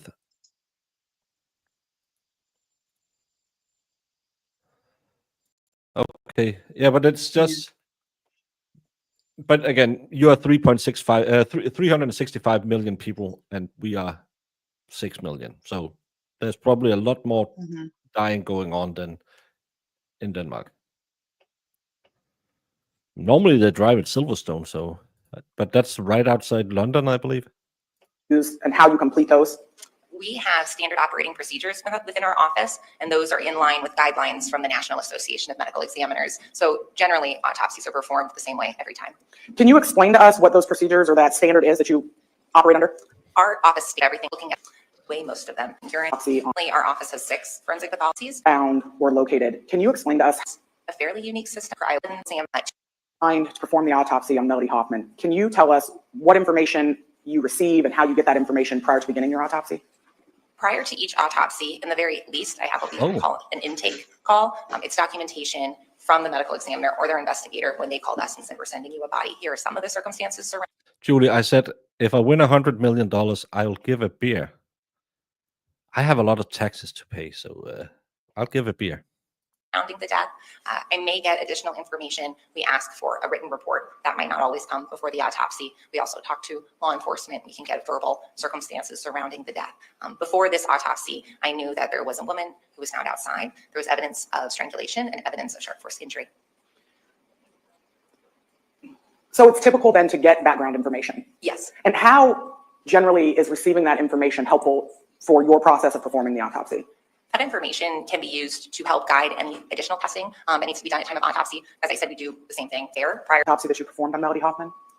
So on the day of autopsy, she was received in a body bag. The bodies are transported to us in a body bag. They have a lock on it, with numbers on it, and a tag with her name on it. That was photographed, and the bag was opened. She was then documented as she was received. She was wearing some clothing, like a top, and I noted that it was pulled up, and she was wearing some bottoms, which were pulled down. The external examination involves documenting that clothing. We photographed it in this case after it was removed. Then herself was examined. So I went from head to toe. I documented her hair color, her eye color. She had any tattoos, any scars, and then I. Okay. But 1 beer for Brandon, 1 beer for MG. That'll be it. 15% out of 100 million. That's 15 million. That's a lot of money. Documented injuries that I noted externally. External injuries that I noted were blunt force injuries to her head, her torso, her extremities. She had sharp force injuries to her back, and she had evidence of strangulation around her neck. After that external examination was complete, which involves. Can I jump in for 1 second? When that external examination is completed, is that done in an as-is condition prior to cleansing the body? Yes, it's a stepwise process, so the body is always examined as is prior and photographed. In this case, extra evidence was collected, more so than I would do for a case that would not end up being a homicide, like fingernail clippings were obtained. That is something that would be obtained prior to the body being cleaned. So after you do the as-is examination in the photographing, what happens after that? Once the body has been photographed and documented as is, then clothing, medical therapy, if it exists, is taken off step by step. It's documented by me. The body is, again, examined by me prior to being cleaned. That would be for any findings that potentially be washed off during that process. Once the body is cleaned, it's again documented. So it's documented and photographed from the front and the back, manipulated so I can look everywhere I need to. You mentioned several times during your testimony, Dr. Cruz, that during an autopsy, with each step that you're taking, that those steps are being documented. Yes. When you're documenting things during the autopsy, are those observations or findings then compiled into an autopsy report? Yes. And that autopsy report, is that something that you yourself author? Yes. May I show the witness, Your Honor, State's Exhibit 24B? You may. You may. Is that okay? Dr. Cruz, do you recognize what's contained in 24B? Yes.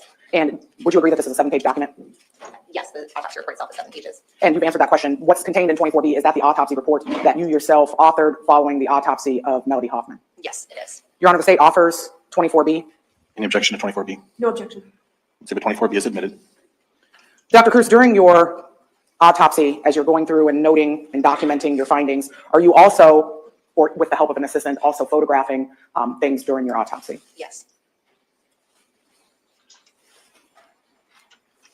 Prior to even beginning the examination, you noted that when bodies are received by the medical examiner's office, that they're in a sealed body bag with a tag on them. Yes. Do you also photograph the tag prior to cutting open the lock and opening the bag? Yes. What's the purpose behind that? The purpose of the lock is to maintain chain of custody. At the scene, that county medical examiner or their investigator will document that they closed the body bag and locked it, and they will also write that number down that's on that lock. And this enables me to compare those two numbers to make sure the lock had not been removed and replaced with another one prior to me performing my autopsy. So the tag that's on the outside of the bag, is that, or does that match with the tag that's on the toe of the decedent inside of the bag?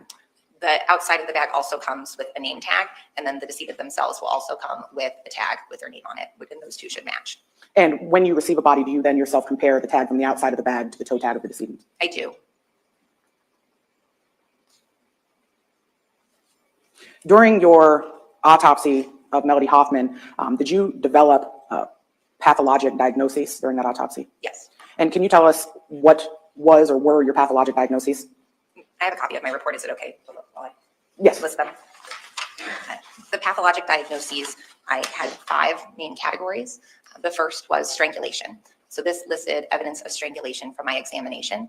There was injury externally to the neck. There was injury on the inside of the neck. And there were punctate hemorrhages in the face, the eyelids, within the oral cavity, which are all consistent with strangulation. And when you say there was evidence externally and internally, what evidence externally on Melody Hoffman's body did you find that evidenced the pathologic diagnosis of strangulation? Ms. Hoffman had a ligature mark around her neck. It was a linear abrasion, so an abrasion meaning a scrape where the top layer of the skin is removed. That went on the front of the neck, on the sides. And then you also noted that there was evidence internally as well of strangulation. Can you describe that for us? For internal evidence of strangulation, I examined the muscles of the neck. There, I found bleeding within those muscles, areas of hemorrhage, which show that there was pressure and force applied in those areas that cause blood vessels to burst and bleeding to occur within those muscles. That was consistent with the external findings of strangulation. Your report under your strangulation diagnoses also noted petechial hemorrhaging. Can you describe for us firstly what petechial hemorrhaging is? Petechial hemorrhages or pinpoint hemorrhages really can be anywhere on the body. They occur when there's a lot of pressure in really small, delicate blood vessels, and that pressure causes the blood vessels to burst. In this case, the petechial hemorrhages were indicative of strangulation or some pressure placed on the outside of the neck. The most superficial blood vessels drain blood from the head. So at one point in time, blood was still entering the head, but it was not being drained from the head. Then those small blood vessels filled with blood, and then they burst due to the pressure. Is the petechial hemorrhaging something that's visible with the naked eye? Yes. And where specifically on Melody Hoffman's body did you appreciate petechial hemorrhaging? She had them on her face. I could just see them looking at her face. She had them on the insides of her eyelids, which is a very common place to find petechial hemorrhages in someone. And then she also had them in her gums, inside of her mouth. Under the strangulation diagnosis, your report also noted hemorrhage in bulbar conjunctive. Am I saying that correctly? Bulbar conjunctiva. Bulbar conjunctive. What's a bulbar conjunctive? So you have linings really all over your body. Conjunctiva line the inside of your eyelids and they actually go over the eye globes themselves. She had petechiae in the palpebral conjunctiva, which were in the eyelids, and then larger areas of hemorrhage, so not just those pinpoint ones, but bigger areas of bleeding on the bulbar conjunctiva, which goes over the eyes. And so the hemorrhaging, both in the bulbar conjunctive and the petechia, the ligature mark, and then the bleeding during your layered dissection, are those all the findings that you made that indicated to you that the diagnosis would have been strangulation in this case? Yes. You noted that there were 5 diagnoses. What was your second one? The second was blunt force injuries. So this listed a number of abrasions or scrapes and contusions or bruises that were essentially head to toe throughout the body. Can you tell us, I know you've mentioned abrasions and contusions, but what makes something a blunt force injury opposed to another type of force injury? A blunt force injury is an injury that occurs when something with a flat surface touches the body, and that impact can cause damage to the skin. There can be friction to cause an abrasion or the top layer of skin to come off. It can also damage the blood vessels underneath the skin and cause bruising. If it's a significant impact, it can cause the skin to tear, and we can see lacerations and blunt force injuries. And you noted that during the autopsy, you observed blunt force injuries all over the body. Did I hear that correctly? Yes. Was there an area of Melody Hoffman's body that suffered more or more significant blunt force injuries? Many of the injuries were seen in her head and face. She also had injuries to her upper extremities, her arms, her wrists, and her hands. And what was the third diagnosis, Dr. Cruz? The third was sharp force injuries.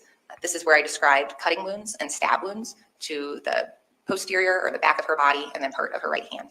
Tell us first what makes something a sharp force wound. A sharp force wound is an injury that occurs upon contact with an object that has a sharp edge. Instead of impacting the skin like a blunt force injury and causing injury that way, actually enters and divides the body and causing clean open wounds. You described for us cutting wounds versus stab wounds. Can you explain to us what the difference between those two are? A cutting wound is a sharp force injury where the length on the surface of the body is longer than the measurement of the depth of the wound inside of the body. And a stab wound is the reverse. So the length of the injury on the outside of the body is a smaller measurement than whatever depth I measure going into the body. There were 2 additional diagnoses listed on your autopsy report. Can you tell us what those were? The first was coronary artery and aortic atherosclerosis. It was very mild calcification of one of her coronary arteries and the aorta, which is a big blood vessel that brings blood from your heart to the rest of your body. And That's early that she has that. She's 20 years old and 22 years old, 20 years old, and she already have calcification of the aorta. That's, yeah. The American diet. then the Sorry? So that's the American diet nowadays. Yeah. You're getting these heart conditions a lot younger. 5th one was at the hepatic steatosis. Yes, hepatic steatosis is just a fancy word for fatty liver. So the 4th and 5th pathologic diagnoses, they're part of your findings, but does that mean that necessarily they were caused by someone else? No, my autopsy documents all of my findings, whether they contributed to the cause of death or not. Dr. Cruz, during your examination of Melody Hoffman, did you form an opinion as to the cause of her death? Yes. And what was that? Strangulation. Were you able to determine what the mechanism for strangulation was? The mechanism was ligature strangulation. What other types of strangulation are there? There are 2 main categories, ligature strangulation and manual strangulation. Here I had that ligature mark around the neck, so ligature strangulation would be appropriate here. What causes death by strangulation or due to strangulation? Death from strangulation occurs due to the reduced blood flow to the head, preventing oxygen from entering in the brain, which is something that you need. So when pressure is placed on the outside of the neck, the vessels in the neck will close off, and that prevents the blood flow and then the oxygen delivery to the brain, and that causes the body to shut down and die.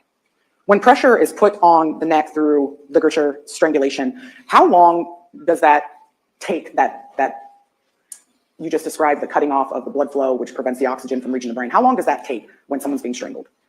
It depends on the amount of pressure and how consistent that pressure is. But given consistent pressure, blood flow is reduced essentially immediately. And then unconsciousness can occur in seconds, and then death can occur in minutes. So prior to death by strangulation, would it be a fair statement to say that Melody would have lost consciousness before she died?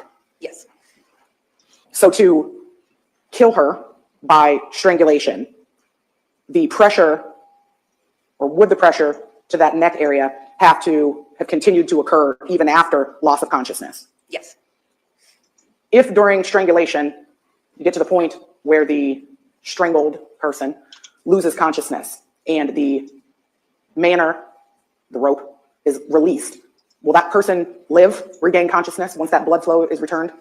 Yes, if that is released in time where they're not dead, then yes, absolutely. So unconsciousness is not automatic death if blood flow returns? Correct. And the continued strangulation after loss of consciousness, you said would need to continue for several minutes? Yes.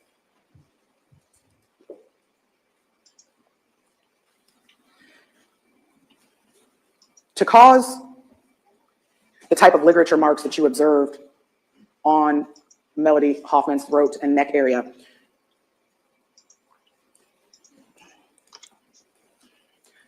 would you offer an opinion regarding the amount of force that would need to be applied to create those injuries? There have been some studies to say exactly how much force. It's hard to know, but enough to cause the abrasion to her skin, the hemorrhage in the muscles of her neck, and for the blood vessels to be closed off.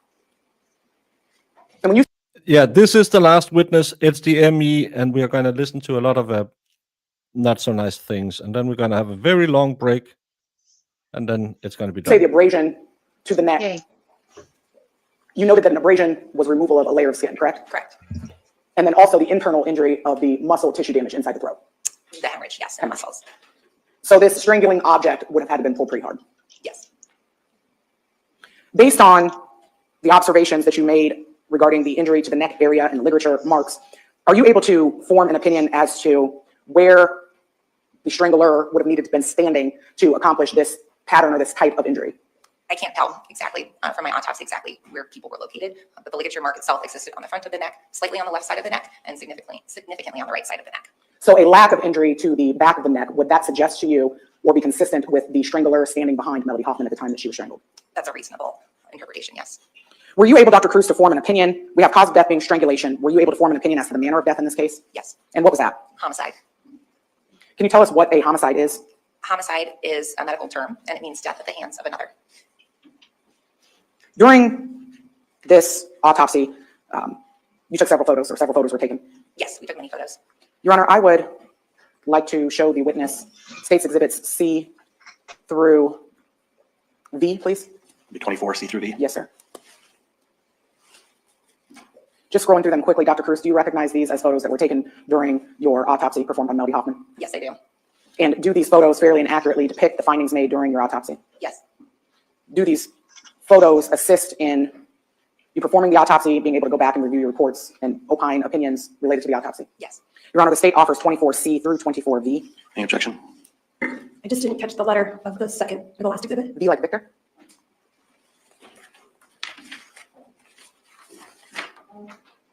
No objection.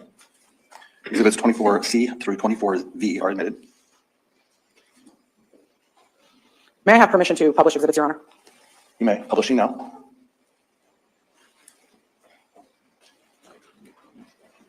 Starting first with Exhibit 24C. Dr. Cruz, can you tell us what we're seeing in this photograph? This is a photograph of the outside of the body bag, and it's showing that tag with Ms. Hoffman's name. Also in this photograph, there is a ruler being used. Can you tell us what the purpose of the ruler being used is? The purpose of the ruler is for scale, and the ruler also has our internal piece number on it for organizational purposes. And so the 24-01631, that's your internal State Medical Examiner's Office case number? Yes. 24D, what are we seeing in this photograph? This is a photograph of what is called a toe tag. This is a tag on the body that is meant to have the decedent's name, and here it says Ms. Hoffman's name and some other information, such as when she was found and who placed the tag on her. The other items in this photograph appear to be some sort of blanket and some debris. Are those the items that were found as is with Melody Hoffman within the body bag? Yes. So those arrived with her? Correct. 24E, can you describe for us what we're seeing in this photograph? This is what we call our as-is photograph. This shows Ms. Hoffman as she was received in the body bag. All we have done is opened the bag and taken the picture. In this photograph, there appear to be objects around the hands of Melody Hoffman. Can you tell us what those objects are?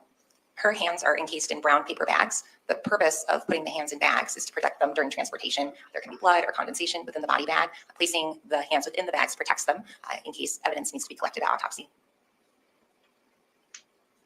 In State's Exhibit 24F, can you tell us what we're seeing in this photograph? This is what we call an identification photograph. This is Ms. Hoffman after she has been cleaned, and it's a photo of the front of her face. From this photograph, are you able to observe any of the injuries or indicators of the diagnoses that you found during this autopsy? Yes. And there should be a laser pointer up there if it helps you at all, Dr. Cruz, and for whatever reason, it only works on the big screen. Yes. In this photograph, many blunt force injuries can be appreciated. One of the larger injuries is on the left side of the forehead, where she had abrasions or scrapes. She also has some smaller abrasions or scrapes along her nose and some bruising and abrasions around both of her eyes. There are more photographs taken, but on her neck, this dark red area is that ligature mark. Couple of questions. You use the term appreciated. And being familiar with you, I know that that's a term that's used. Can you explain to us what it means from a medical standpoint when you use the term appreciated to describe what you're viewing? Yes, it seems to be something we'd say where I'm essentially saying you can see. So these are findings that I found at autopsy that can also be seen in the photographs now.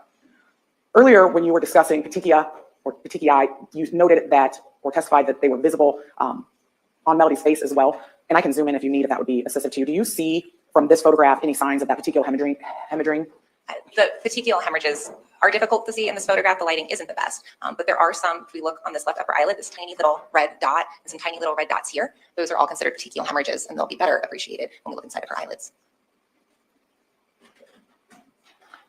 Moving on to State's Exhibit 24G, can you tell us what we're seeing in this photograph?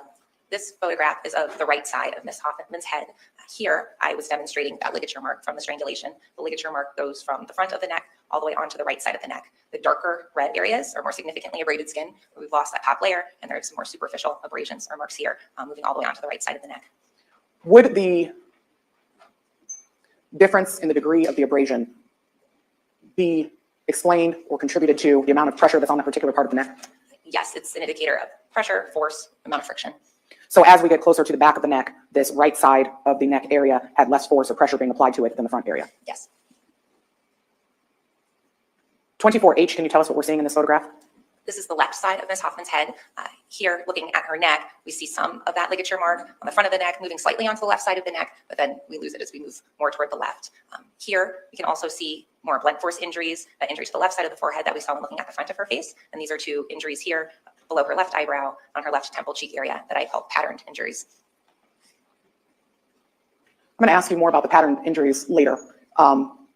This angle, would you agree that the ligature marks on the left side of the neck and throat area are less than even the right? Yes. In the neck area, there seems to be a difference in coloration where above this certain line, things appear to be darker and more purple, below less dark, less purple. Can you explain to us what would cause the purpling above that neckline or that demarcation line?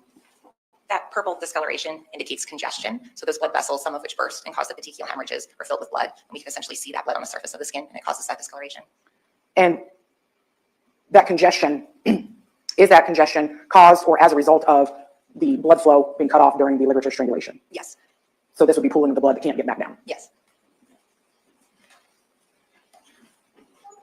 State's Exhibit 24I, can you tell us what we are seeing in this photograph? This photograph shows the front part of Ms. Hoffman's neck. Here where that blue glove is, it's resting on her chin, so we can see the ligature mark on the front of the neck a little better. Here the ligature mark goes from side to side, and there's this line here, a little area of sparing where the skin was not abraded. Below the ligature mark in this photograph, there is a clustering of darker marks. Can you tell us about these darker marks that are seen? These darker marks are areas of hemorrhage. As a result of the pressure that was placed from the ligature to cause the abrasion, there's also injuries to some blood vessels in the area that were torn. And here we can see where the blood vessels were damaged, and that caused bleeding onto the surface of the skin.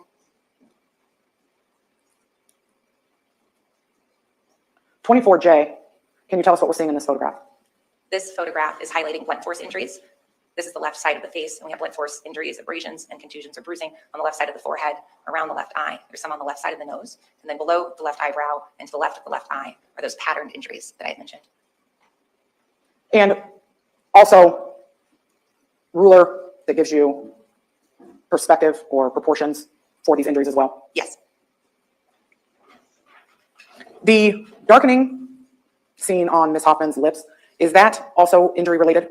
That darkening I thought was most likely related to changes after she had died. It's really just drying of the lips. State 24K, can you tell us what we're seeing in this photograph?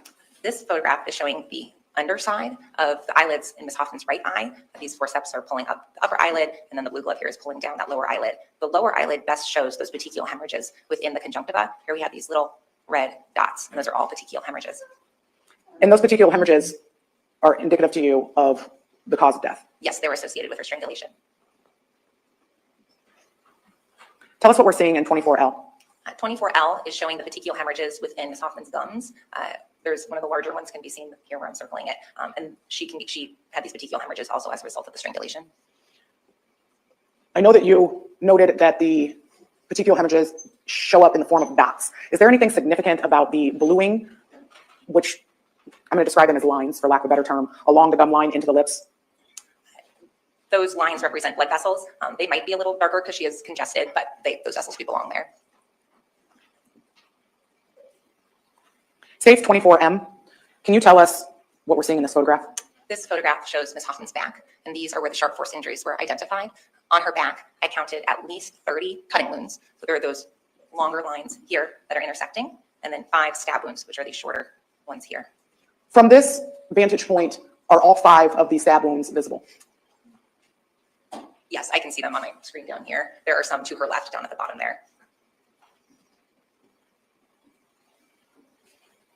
And those 2 stab wounds that weren't initially visible to the bottom left in 24M, are they visible in 24N? Yes. And can you show those to us, please? From this angle, can you describe for us this, what I would call bruising pattern, or the difference in skin tone seen here? This difference in skin color that's well demarcated is called lividity. After a person dies and their heart stops beating, blood will pool according to gravity. It will enter into the small blood vessels in a way that you can see discoloration on the surface of the skin, similar to what we have discussed with congestion of the face. Here, this is lividity on her left side and then on part of her back, showing where the blood pooled according to gravity. And so that pooling according to gravity, would that indicate to you that her final resting place was in a face down position as she's shown on your table here? Yes, so the blood will pool according to gravity and will actually shift for a period of time until those blood vessels break down and the blood can't move in and out of them anymore. If there's what we call anterior lividity, meaning that the pooling of the blood stays on the front side of the body, we know that the body had been lying prone or face down for a period of time because we received the body lying on its back in the body bag. You said that this lividity happens over a period of time. Is there any way? Gotta love that people are calling, hey, you want to support this and this with your company? I'm a YouTube channel. I don't know. Yeah, but you can deduct it on your taxes. No, thank you. Yeah, but did you know that you, and by only, no, thank you. Yeah, but it's really, no, thank you. And it always takes an hour to get rid of them. Yeah. It's always some cry story. To say how long it took for this lividity to set or to happen? There is some guidance in terms of when lividity can become fixed or stuck in one spot for good. We're generally taught about 12 hours, but lividity can become fixed in different places during that 12-hour window. Here, if there is some anterior lividity and say she was found within an hour of her death, we would expect all that lividity to have moved. So it's hard to pinpoint an exact time, but generally people say 12 hours. The injuries seen in the, I believe this would be the left shoulder area, is that correct? Yes. What can you account for these injuries? What type of injuries did you see here? These shoulder injuries are consistent with, there were many abrasions or blunt force injuries on that left upper extremity, but we also have some of these sharp force injuries that were extending onto the shoulders. Did you determine during your autopsy a wound path for any of the sharp force injuries? I did. Can you tell us about that? Wound paths were determined for the stab wounds. Cutting wounds are superficial, so I wouldn't say what direction they went in, other than from the outside of the body to the inside of the skin. But for each stab wound, I determined an individual wound path, and they were actually all in the same direction. So each wound path went from back to front, left to right, and downward. Can you tell us, when you say back to front, would that be back of the body to the front? Yes, it's in reference to her body. And in a downward angle? Yes. What does downward suggest? It suggests from top to bottom, going at an angle toward the feet. So the angle for a downward pathway would be shoulders to feet area? Yes. Okay. And then you noted that the cutting wounds, you're not able to tell the direction that those marks, or the path that those marks took? Correct. They essentially all go from back to front, which is apparent because it's just a cut into the skin. Were you able to tell or to form an opinion as to whether the sharp force injuries, both the stab and the cutting injuries, whether they occurred before or after death? I was not. Do you have an opinion as to whether they occurred post or peri-mortem? In general, when injuries are sustained, there should be some bleeding involved if the person is still alive and their heart is beating. These injuries have a very yellow appearance to it, suggesting to me that there's a possibility that her heart was not beating at the time they were sustained, or in the very least, they could have been sustained while she was in the process of dying, which is called the peri-mortem period. When you said that you could not tell if they were caused after death, someone who is peri-mortem, doesn't have a heartbeat, could still be considered alive. Am I understanding that correctly? That peri-mortem period is really the process of dying, so a slow heartbeat, eventually it stops. Would someone in an unconscious state be considered peri-mortem? If someone were unconscious and then were to die shortly thereafter, then that would be appropriate to say it's in the peri-mortem period. It just depends on the circumstances. Seeing the condition that Melody Hoffman's body arrived at the medical examiner's office, if these wounds were caused in a live state, something that is pre-peri-mortem, would you have expected to see more blood loss or more blood on her body when she arrived? It's difficult because sometimes I do get bodies that seem generally bloodless. I would expect blood within that surrounding soft tissue and not have this yellowed appearance, and you would expect some blood associated with it. So where you were seeing yellow in the tissue, you would expect to be a darker red color opposed to the yellow? Yes. And that would indicate to you that the tissue itself, at minimum, was bleeding at the time that these injuries were caused? Yes, and that blood was going into that tissue. States 24O, can you tell us, I'm going to go back up to N because I'd like you to show us where on the body this was located. Firstly, can you show us in 24M where the injury in O is found on the body? We're looking at injuries on her right buttock here. And going back to O, can you tell us what you are seeing or what about this specific injury caused you to photograph it individually? These sharp force injuries appear to look slightly different. For example, if you look at the sharp force injury that's running vertically, it's quite thin. And then we have these larger sharp force injuries. These sharp force injuries have the appearance of some sort of sharp object that looks like it was serrated, like a knife, was being dragged along the skin. So there are varying depths of the injury that have a pointed appearance, and that top layer of skin still exists and was essentially pushed aside. So in regard to the cutting injuries that were found on Melody Hoffman, is it your opinion that they were caused by some sort of a knife or a blade that also contained a serrated edge? Yes. Do you believe that the cutting wounds or the cutting wounds and the stab wounds were caused by the same instrument? These cutting wounds here and the stab wounds were fairly nondescript, so it's hard for me to say, but it is possible that whatever caused this injury with the serrated appearance, that could also have caused those other injuries as well. 24P, can you tell us what we're seeing in this photograph? This is Ms. Hoffman's right hand and her right wrist. Here we have blunt force injuries or abrasions, the largest of which is an abrasion on her right wrist.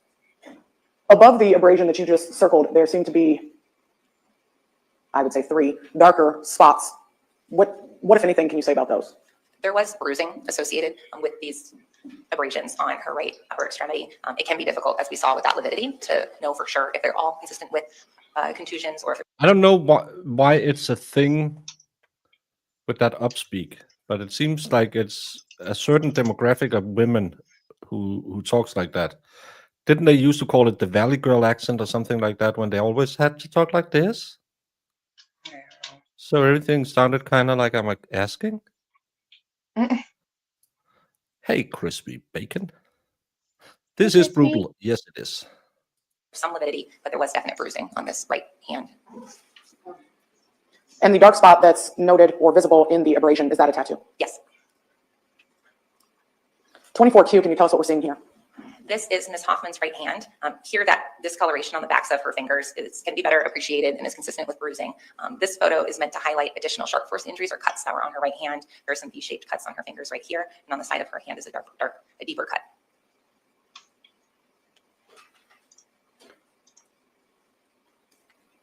R, tell us what we're seeing in this image.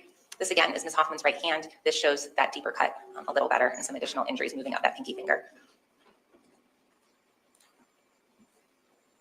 24S, what do we see in this photograph? This is Ms. Hoffman's left hand. So she had a number of abrasions and scrapes or bruises up and down her left upper extremity. There's significant blood on this left thumb from that. There's some abrasions on the back of her hand. Her fingernails have this appearance because the tips of them had already been removed for evidentiary purposes. And when you say the tips of the fingernails have been removed for evidentiary purposes, is that something that you do during autopsy, is clip and cut low the fingernails to preserve evidence? Yes. So there's no independent injury to this area. They were just cut short for that purpose. That's correct. Yeah, Jamie absolutely isn't using Starlink in Afghanistan. She is back home. Notice no cricket, no dogs, but she's home. She's home. Jamie's home. Good to see you, Tammy. 24T, what are we seeing in this photo? This is the side of her left hand, again showing that area where there's an abrasion and significant blood. So defense wounds. 24U, can you tell us about this photo and give us some perspective? This is a photo of the inside of the scalp. In order to remove the brain, an incision is made over the top of the head from ear to ear, and part of the scalp is reflected or essentially turned inside out and moved forward, and the rest is turned inside out and moved back. This is the inside. I'm so happy we're not seeing these pictures. Yeah. Portion of the scalp that was reflected forward. At the top of the screen, we see some yellow and some red, which shows that muscle from the inside of her chest. So we're looking at the top of her head and the inside portion of her scalp that corresponds to the front and the top of her head. Here, there are a number of dark spots, which all represent contusions or bruises and areas of bleeding within that scalp. And then there is some hemorrhage on the surface of the skull underneath the scalp. Can you describe for us where the injuries seen on the interior of the scalp would be in relation to Melody's head if and when that skin is put back in its natural state? If I were to go from essentially closer to her skull away, the large spot here that's closest to her skull would correspond to the left side of the front of her scalp or her forehead region, which is where we had seen that abrasion and the bleeding before. Moving further away, these bruises would correspond from the front of her scalp and then moving back more toward the top, toward the back of her head. In the crown area? Yes. Were you able, from the external examination, I know that you discussed having corresponding injuries visible on the skin in that front left eyebrow temple area. Were you able through the hair to see any corresponding injuries for the crown area injuries? I did not, but I also did not shave her head, so it doesn't mean they could not have been visible. I just was able to appreciate them upon reflection of the scalp. The dark area in the bottom left hand, well, it would be bottom if it was in the right spot, but this area that I'm circling close to the ruler, is that a contusion or an injury as well, or is that some other?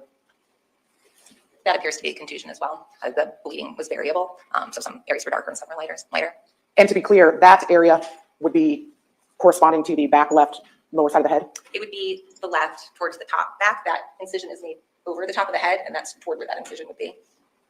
So a lot of mid-crown area forward bruising? Yes. Can you describe for us what we're seeing in 24V? 24B is a photo of what we call a layered neck dissection. Layered neck dissections are performed when we are assessing the structures and the muscles of the neck for any evidence of injury. Here, each muscle is separated from each other, and they are examined for areas of bleeding. Notoriously doesn't photograph that well, but there were many areas of hemorrhage within those neck muscles on both sides of the neck. And what do those areas of hemorrhage indicate to you? Those areas of hemorrhage to me correlated with that strangulation. And so the findings from this vantage point also assisted in you drawing the conclusion or forming the opinion that the cause of death in this case was strangulation? Yes. Your Honor, if you'll clear my screen.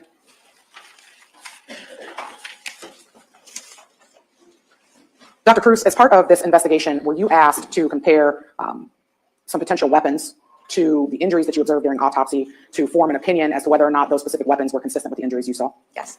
And how did you observe the weapons? Through photographs. Plus, you will write 100 times, sorry I'm late, Jamie, don't beat me. Then Jamie won't beat you. Regarding specifically, well, were you asked to look at a specific knife? Yes. Were you asked to look at minimum, the handle to a machete? Yes. Regarding the knife and the machete, did you also, as part of forming an opinion, review 2 short video clips that overlaid weapons over injuries on Melody Hoffman's body? Yes. And when you were viewing those video clips, did you use the rulers associated with the original photos of the weapons to the rulers that were used in your photos at the time of autopsy to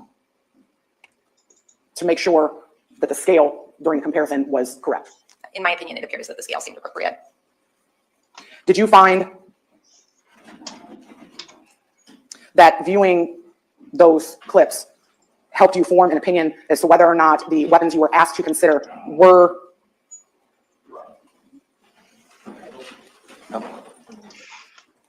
Oh, there he goes.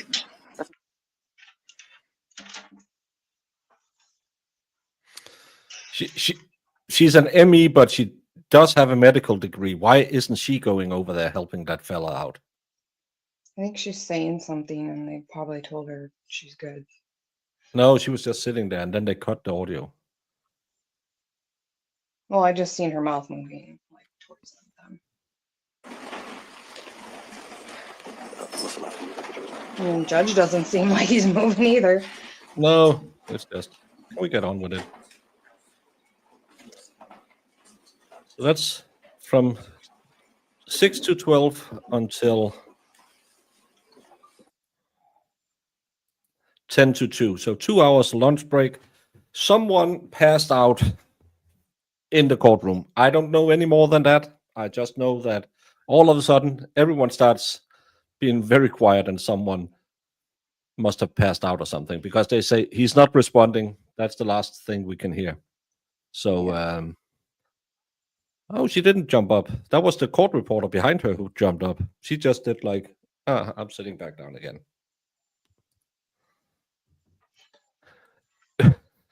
Yeah, she was like, nah, he's not dead enough. I'll see him tomorrow. Yeah. Well, Allison, that's a you choice. I'll just say that Iris found out what happens if Jamie isn't happy. Iris finds out what happens. Yeah. Me. No, I'm kidding. She tried to kill her with a garage door. That'll never get old. No. I just forgot she was there. I'm used to just walking in the door and hitting the button. And there's no we overrid the safety thing features, so it just goes down no matter if you're there or not. So you're just like, why was I out driving? Why did I miss my own driveway? Nah, probably nothing. I'll hit the button. It's I bet fine. It you. was dark. We were chatting. I missed my own driveway. That's what I was about to say. I bet you were talking to her the second when you tried to kill her with the door. Well, I was just like, yay, and then I went to walk, hit it, and she hustled. It was funny.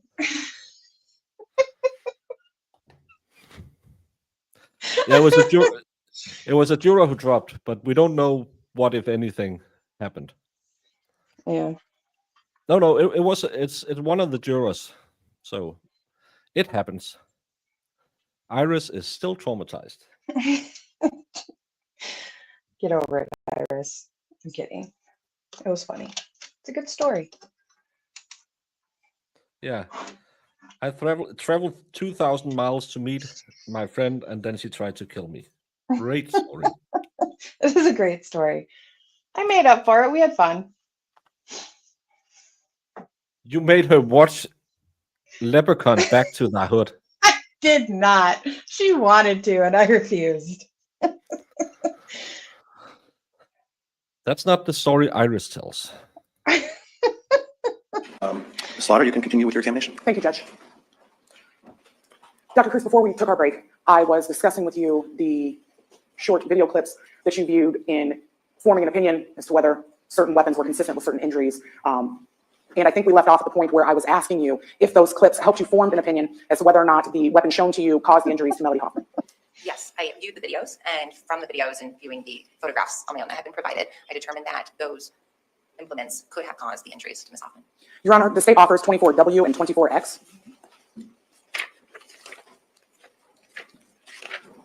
Any objection? No objection. 24W and 24X are admitted. Dr. Cruz, before I move on, I just want to segue back for a second. When we were going through the photographs that were taken during autopsy, there were some photographs of injuries to Melody Hoffman's hands. Do you recall those? Yes. What, if any, opinion can you offer regarding the state of Melody's life when those injuries occurred? Was she pre-mortem, peri-mortem, post-mortem? Do you have an opinion regarding that? In terms of the blunt force injuries, with the abrasions and the contusions, those appear to be antemortem or peri-mortem around the time that she died. In terms of the cutting wounds to her hand, there's similar difficulty in interpreting those as I had in the injuries to her back. It's possible they were sustained before she died or in the process of dying. There's also the possibility they were sustained after. How, if at all, does the lividity that you talk about, the additional bruising appearance of the hands, how does that, if at all, affect your ability to offer an opinion as to when during the lifespan those injuries occurred? One of the things I looked at with injuries to her back was the lack of blood within the soft tissue, to me indicating there's a possibility her heart was not beating at the time those injuries were sustained. Difficulty arises when there are pre-existing injuries, so say there were contusions or bruising to that soft tissue, and then a cutting wound was sustained on top of that soft tissue. So then you have blood in that soft tissue, but then it's not really associated with the cutting wound, and that simply makes it difficult to interpret. Starting first with a rope, were you asked to look at photos of a rope or paracord associated with this case? Yes. And when you were looking at the specific injury of the ligature on the neck, were there any specific characteristics or pattern marks in that ligature mark that you could use? Fed, is that movie as bad as they say it is? I know everyone claims it's the worst movie ever made, but is it that bad? To compare to a instrument or a weapon? No. So patternless in the literature. Correct. When you observed the injury to the throat or the neck area, can you recall whether or not you did measurements of that?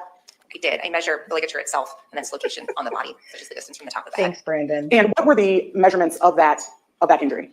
The ligature itself varied in width. It went up to about 1/4 of an inch. The distance from the top of the head is something I would have to review in my autopsy report if that's information you'd like. Please. I measured the distance of the ligature mark from the top of the head, various spots on the head. The first was at the anterior midline, so right at the midline on the front of the face. It was 8.5 inches from the top of the head. It's easier to describe where it goes to the left because it doesn't go very far. It only goes 1 3/4 inches to the left of the anterior midline. And at that point, it was 8 1/4 inches from the top of the head. So slightly upwardly sloping, but not a lot. The ligature mark then went onto the right side of the neck for a significant distance.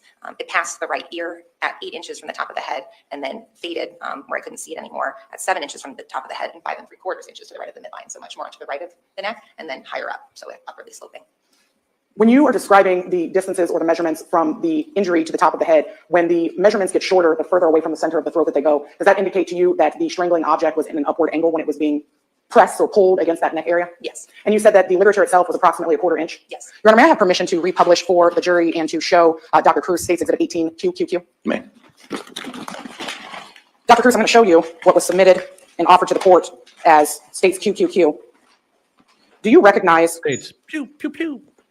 the rope that's contained in that exhibit? Yes, I do. And does the rope that was contained in this exhibit appear to be the same rope that you viewed photographs of? Yes, it appears to be. The width or dimensions of this rope, are they consistent with you forming an opinion that these could have caused those quarter inch ligature marks on Melody? If I could figure out how to do React videos, I would do that. It's way easier than doing trial videos. I would love to watch the room, but I think I would have to have a lot of liquid encouragement doing it. Hoffman's neck. Yes, I do think that could have caused the ligature mark. So this rope is consistent with the injuries that you viewed during your autopsy? Yes. Similarly, Your Honor, the state would like to republish for the jury and for Dr. Cruz, Exhibit 18 PPP. You may do so.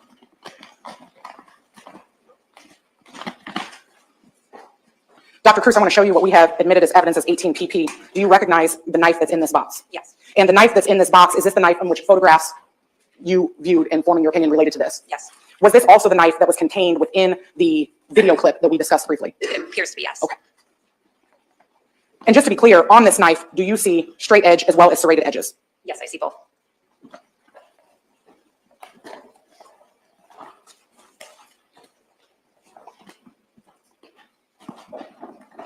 With the court's permission, Your Honor, the state would like to publish 24W and 24X. May I also make a brief record about the exhibit, Your Honor, that 24W and 24X are contained on the same disc that references both exhibit numbers. All right. You can go ahead and publish it this time.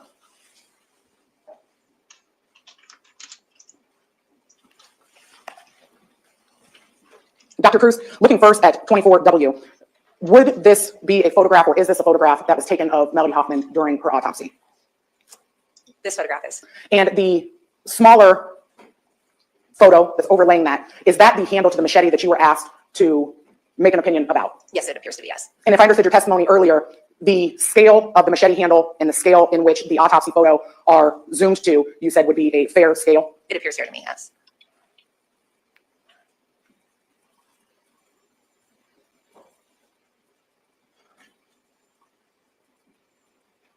Why did they take Going through the motions, going. Think she's just showing. After having viewed Dr. Cruz State's 24W, the patterned marks on Melody Hoffman's left high cheekbone area that are seen in this exhibit, are the rectangular patterns in the bruises there and to her left eyebrow area consistent with the handle of the machete? They appear consistent. And may I publish, Your Honor, 24X? You may do so. 24X, Dr. Cruz.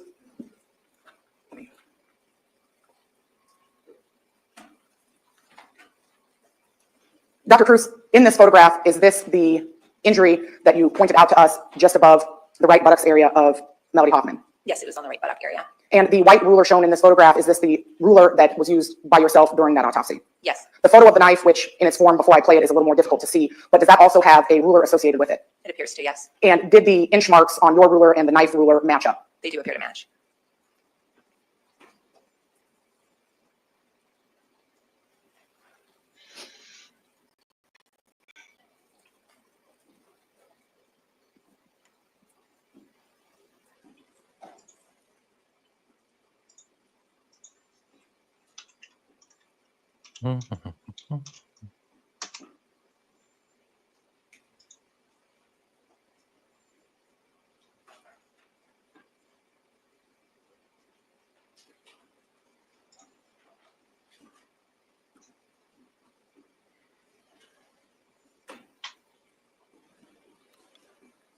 Dr. Cruz, the serrated portion of the knife shown in this clip and the serrated portion seen in 18 PPP that the state brought up there and showed you, is that serrated portion of the blade consistent with the injuries that you had previously opined as having been caused by a serrated blade?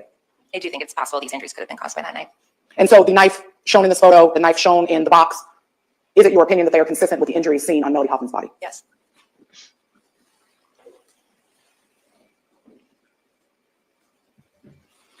As part of the autopsy, are there also samples that are taken from the decedent that are sent out for additional testing? Yes. And was that done in the case of Melody Hoffman's autopsy? Yes. Can you tell us what types of samples were sent out? Blood, vitreous fluid, which is fluid from the eyes, and urine were all sent for drug testing and alcohol testing. Blood, vitreous fluid, and urine? Yes. And when you say that's sent out, that is not the type of testing that you yourself do? No. And when those were sent out, were all three of them, to your knowledge, tested for drugs and alcohol? The blood is screened and tested, and to my knowledge, the laboratory then decides whether or not to test the vitreous fluid or the urine as appropriate with their screen with the blood. What were the results of the chemical testing that was performed on Melody Hoffman's blood? The blood was negative for alcohol and drugs. Negative for both? Yes.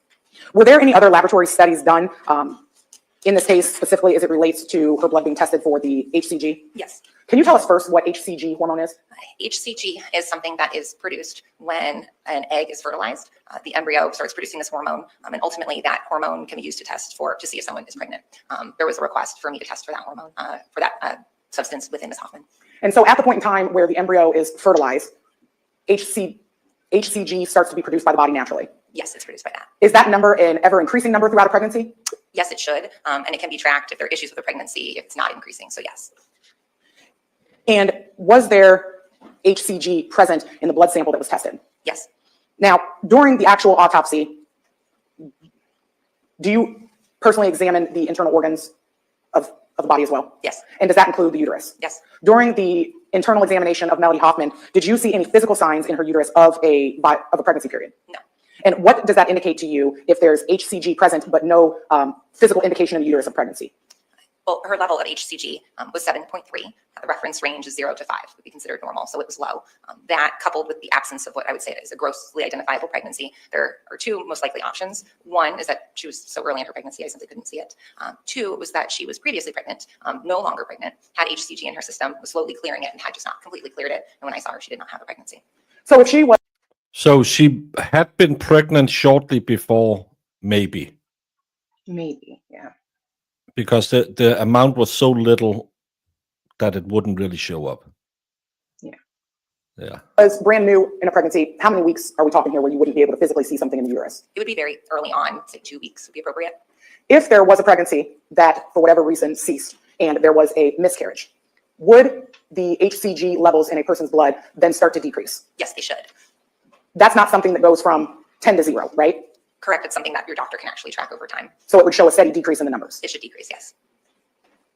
At the point of... No, and it's such a low number that, again, we never heard anything about her being pregnant or knowingly being pregnant and miscarriage or something. But when they presented the case, it sounded like she had just ended her pregnancy or maybe was pregnant at the time. But that's not what the medical examiner is saying. Mm-hmm.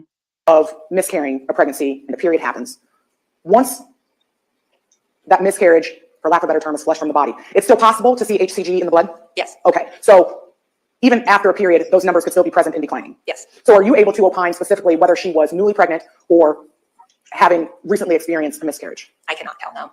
But at some point, there was a fertilized egg in utero in Melody Hoffman? Yes, I believe so, yes. Enough to be showing the pregnancy hormone in her blood sample? Yes.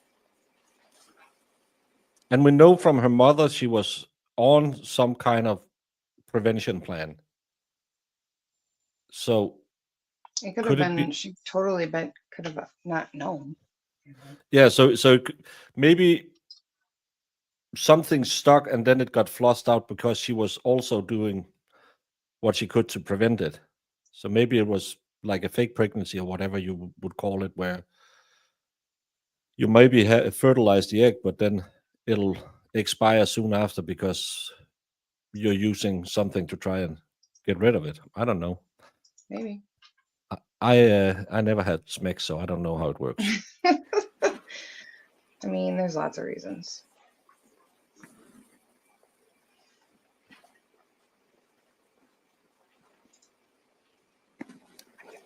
If you said that if the levels indicated an active pregnancy, that it would be a very early pregnancy, correct? Correct. The levels that were present, would they be present soon after having missed the period? Would they show that by that point? It depends on her cycle. Every woman is different. It's possible that she did miss her period. So possible that at minimum she could say, hey, I missed my period. Yes, it's possible. I'm late. Yes. Okay.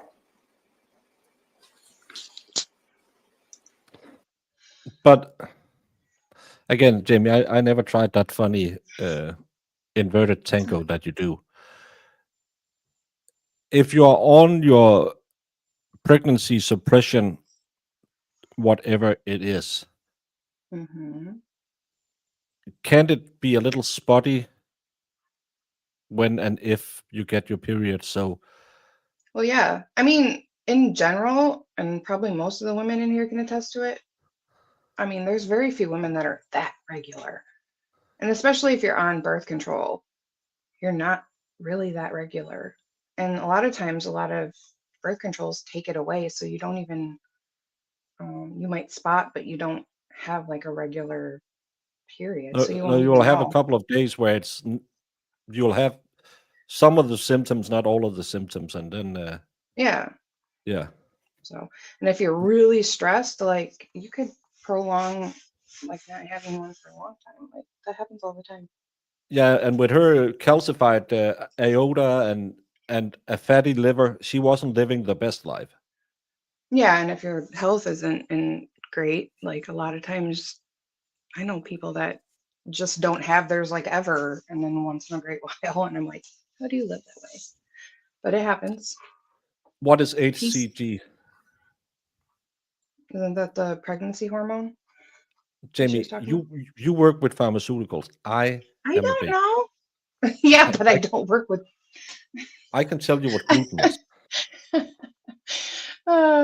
You act like I know every. No, I work with specific ones, so that's really all I'm aware It's a hormone that a female body makes when you're pregnant. Human chorionic gonadotropin. There you go. It shows up when pregnant. That's going back to high school bio. I don't know. Mm-hmm. Human chorionic gonad. Gonads. It could end up being gonads. Yeah. And Dr. Cruz, I know that we already admitted your CV and your autopsy report, and I think that we have gone through them in pretty good detail, but I'm not going to publish that, but it will go back with the jury. So at this time, Your Honor, the state does not have any additional questions for this witness. Cross-examination. Thank you. Good afternoon, Dr. Cruz. Good afternoon. I'd like to start where you just left off with this HCG. How is HCG measured, I guess, in milliliters? It's an interesting unit, at least for the blood. It's milli international units per milliliter. That is kind of a mouthful. So for purposes of our discussion, would it be okay if I just referred to the number rather than including that unit? I think that's much easier. You said that your autopsy, or rather the laboratory results that you submitted, came back and indicated an HCG of 7.3. Is that right? Correct. The reference range you indicated is 0 to 5? Correct. Which means that an HCG level less than 5 would be considered negative for pregnancy. Would you agree? I agree. And an HCG level between 6 and 24 would be in what I'll call kind of. No, but it's another I'm going to tug on your heartstrings moment. Exactly. They want to sell it as he unalived not one but two. And I feel like they wanted that to be kind of the motive in a way. Like, yeah, because his other girlfriend was also preggers. And wanted her out of the picture, and then now she's preggers, and yeah, like, yeah. But with a number that low, it's Yeah, and like MG said, there's a lot of stuff that can cause false. Yeah, I have friends and family who started trying to get kids a little older, and you could get a lot of pea sticks that doesn't show reality. Mm-hmm. So yeah. Is it meant to be this guy's psycho? I don't know if there was one. That's what they are implying. It's his kid, but again, she would probably not even have known she was pregnant. Gray area. Would you agree with that? It's a difficult number for sure. Once. Well, No one else seemed to know. And Yeah. she seemed like she was close to her mom. I don't know. Yeah, and her mom said she was on birth prevention medication. So maybe if she missed it and she had maybe had a couple of days where she didn't and then started taking the pill again, it'll flush the system, wouldn't it? Yeah, because usually if you miss a day, you just double dose. So, Yeah. yeah. Yeah, but Betsy, I'm a virgin as a man and a woman, so I don't know anything about the horizontal mambo. And because I train so much, I haven't had my period. Once an HCG level gets above 25, it can be considered positive. Would you agree with that? Are you referencing an at-home pregnancy test or? Well, I'm going to ask you about that in a second. So why don't you go ahead and explain to me what you're thinking? Well, I wasn't sure where you got the number from. Okay. At what level of HCG, in your opinion, would someone be able? No, he's not. That's what I said. He's not charged with it, but it's pulling on the heartstring. Oh, I shouldn't do that motion in the bottom of the camera. It's just to try and imply that he might have done it. So the jury will think, oh, but the little baby. Why do you think they're ending with this argument? So they will sit there and they'll forget he's not charged with unaliving a baby. To say definitively, this person is pregnant? Well, HCG is actually can be difficult to interpret, which is why it's important to have all information. As we discussed, someone could not be pregnant and have the miscarriage. I would need more information. I'm not quite sure what you're getting at. This is my point. You indicated in your direct that the HCG level should increase during pregnancy. It should, yeah. At what point in a pregnancy is HCG at its highest level? It doubles over periods of time, and I can't say off the top of my head when it would be the absolute highest, but we're moving into thousands at that point. Did you say thousands? Yes. Is it tens of thousands? It could potentially. Following it and knowing specific numbers is probably the best interpreted by, say, an OBGYN who follows them regularly. But yes, numbers become quite high. In other words, this HCG level of 7.3 is very low, isn't it? Yes, it is. And you mentioned, I think you said at-home or over-the-counter pregnancy tests. Let's talk about those for just a moment. Now, what was sent to the laboratory? Was that a test result that came from blood? Yes. Or one of those other samples? Blood. And if you were to go to Target or your local store and buy a pregnancy test off the shelf, that's not going to test blood, correct? Correct. That's going to test urine. Correct. Is blood more, I don't know if accurate is the right word, perhaps sensitive to HCG levels than an at-home urine test? Yes, absolutely. And in looking at some of the tests that are out there, I'll tell you, the one that I found that claimed to be the most sensitive for detection of HCG bragged that its threshold was 10 HCG. Does that seem consistent with what you know about that hormone? That's quite low. Yeah, that's the one I was thinking of, Chris, because I've also known people who have gone through a few miscarriages and a little longer into the period, into the pregnancy, but still, and if she didn't know about it, and she wasn't all up there, she probably didn't even notice, and it probably wasn't that much if it's already that they needed the blood test to sample the HCG. Mm-hmm. If it's true, you would agree that is low, yes. Correct?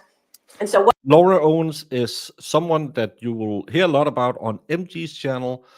It's one of his favorite persons. She is the second coming of the Virgin Mary. She can get pregnant orally. The Virgin Mary was through one of the ears. Laura Owens got pregnant oral. Normally not the way I'm told. I don't know. I never tried it. But I'm told that's not how you do it. What was detected in the blood sample you sent off is because it's the defense asking questions. Even lower than that. That is correct. In response to Ms. Slaughter's questions, you said it's possible that she missed her period, correct? Correct. It's just as possible she didn't. Correct. Because this could, assuming she was actually pregnant, it could have been as early as 2 weeks. Am I understanding that correctly? Yes. Now, let's say she had been pregnant earlier and had miscarried. How long does it take for HCG to, well, is it redissolved into the body? It can be excreted. You eventually get rid of it.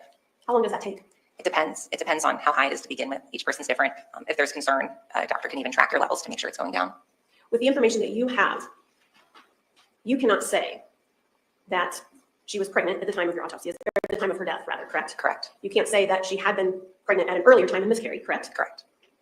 And it sounds like If the latter was true, that she had been pregnant in an earlier time, you can't tell us how long ago that miscarriage occurred. Correct.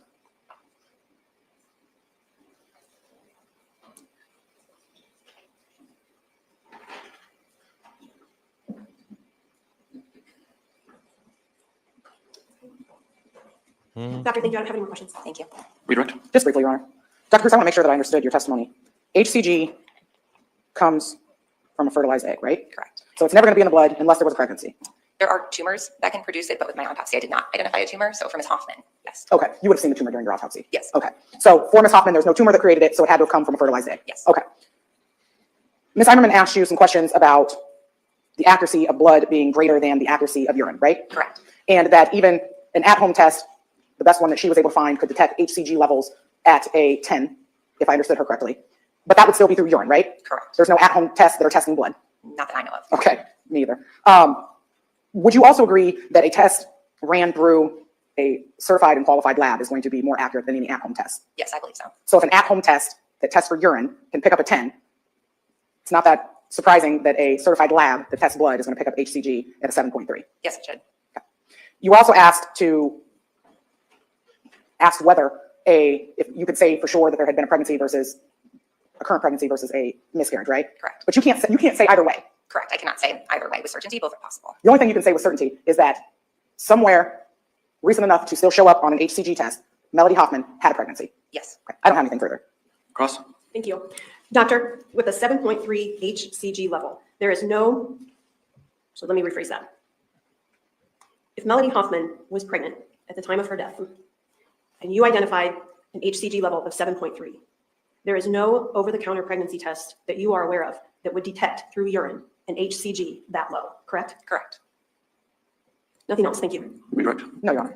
Thank you very much. And then the state rests, and then the defense rests. Defense brings no witnesses, no nothing. The state, I think, didn't bring a lot, but he hung himself in the interrogation room, as we see so many times.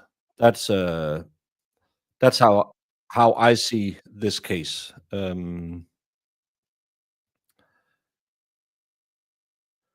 They are doing the closing arguments now. I was thinking, because I didn't know how far we were getting, we don't need to have the jury instructions because that doesn't really matter.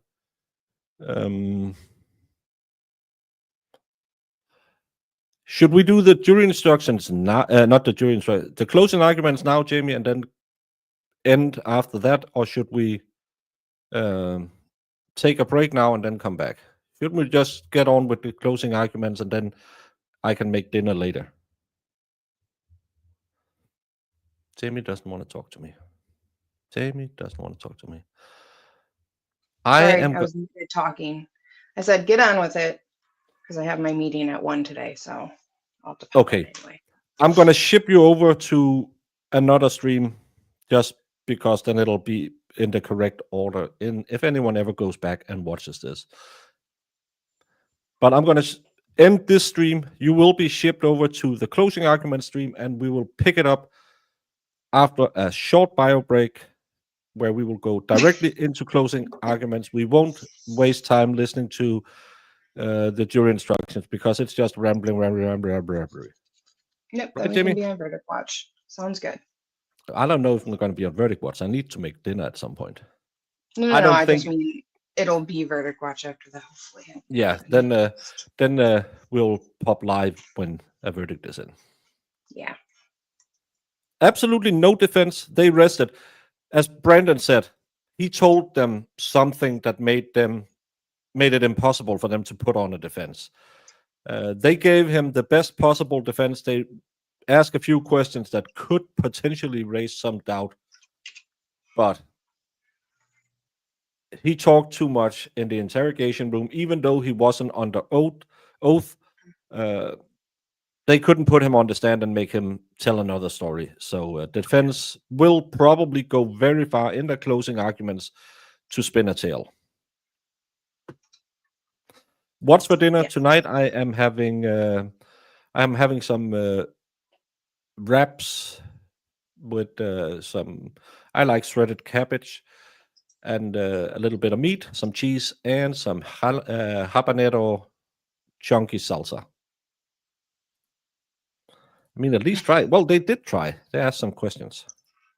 I sure did. So my dinner tonight will be Mexican inspired. End this. Be on the next one in 2 seconds. I just need a little this time. See you all in 2 seconds. You get the short version today, Brandon.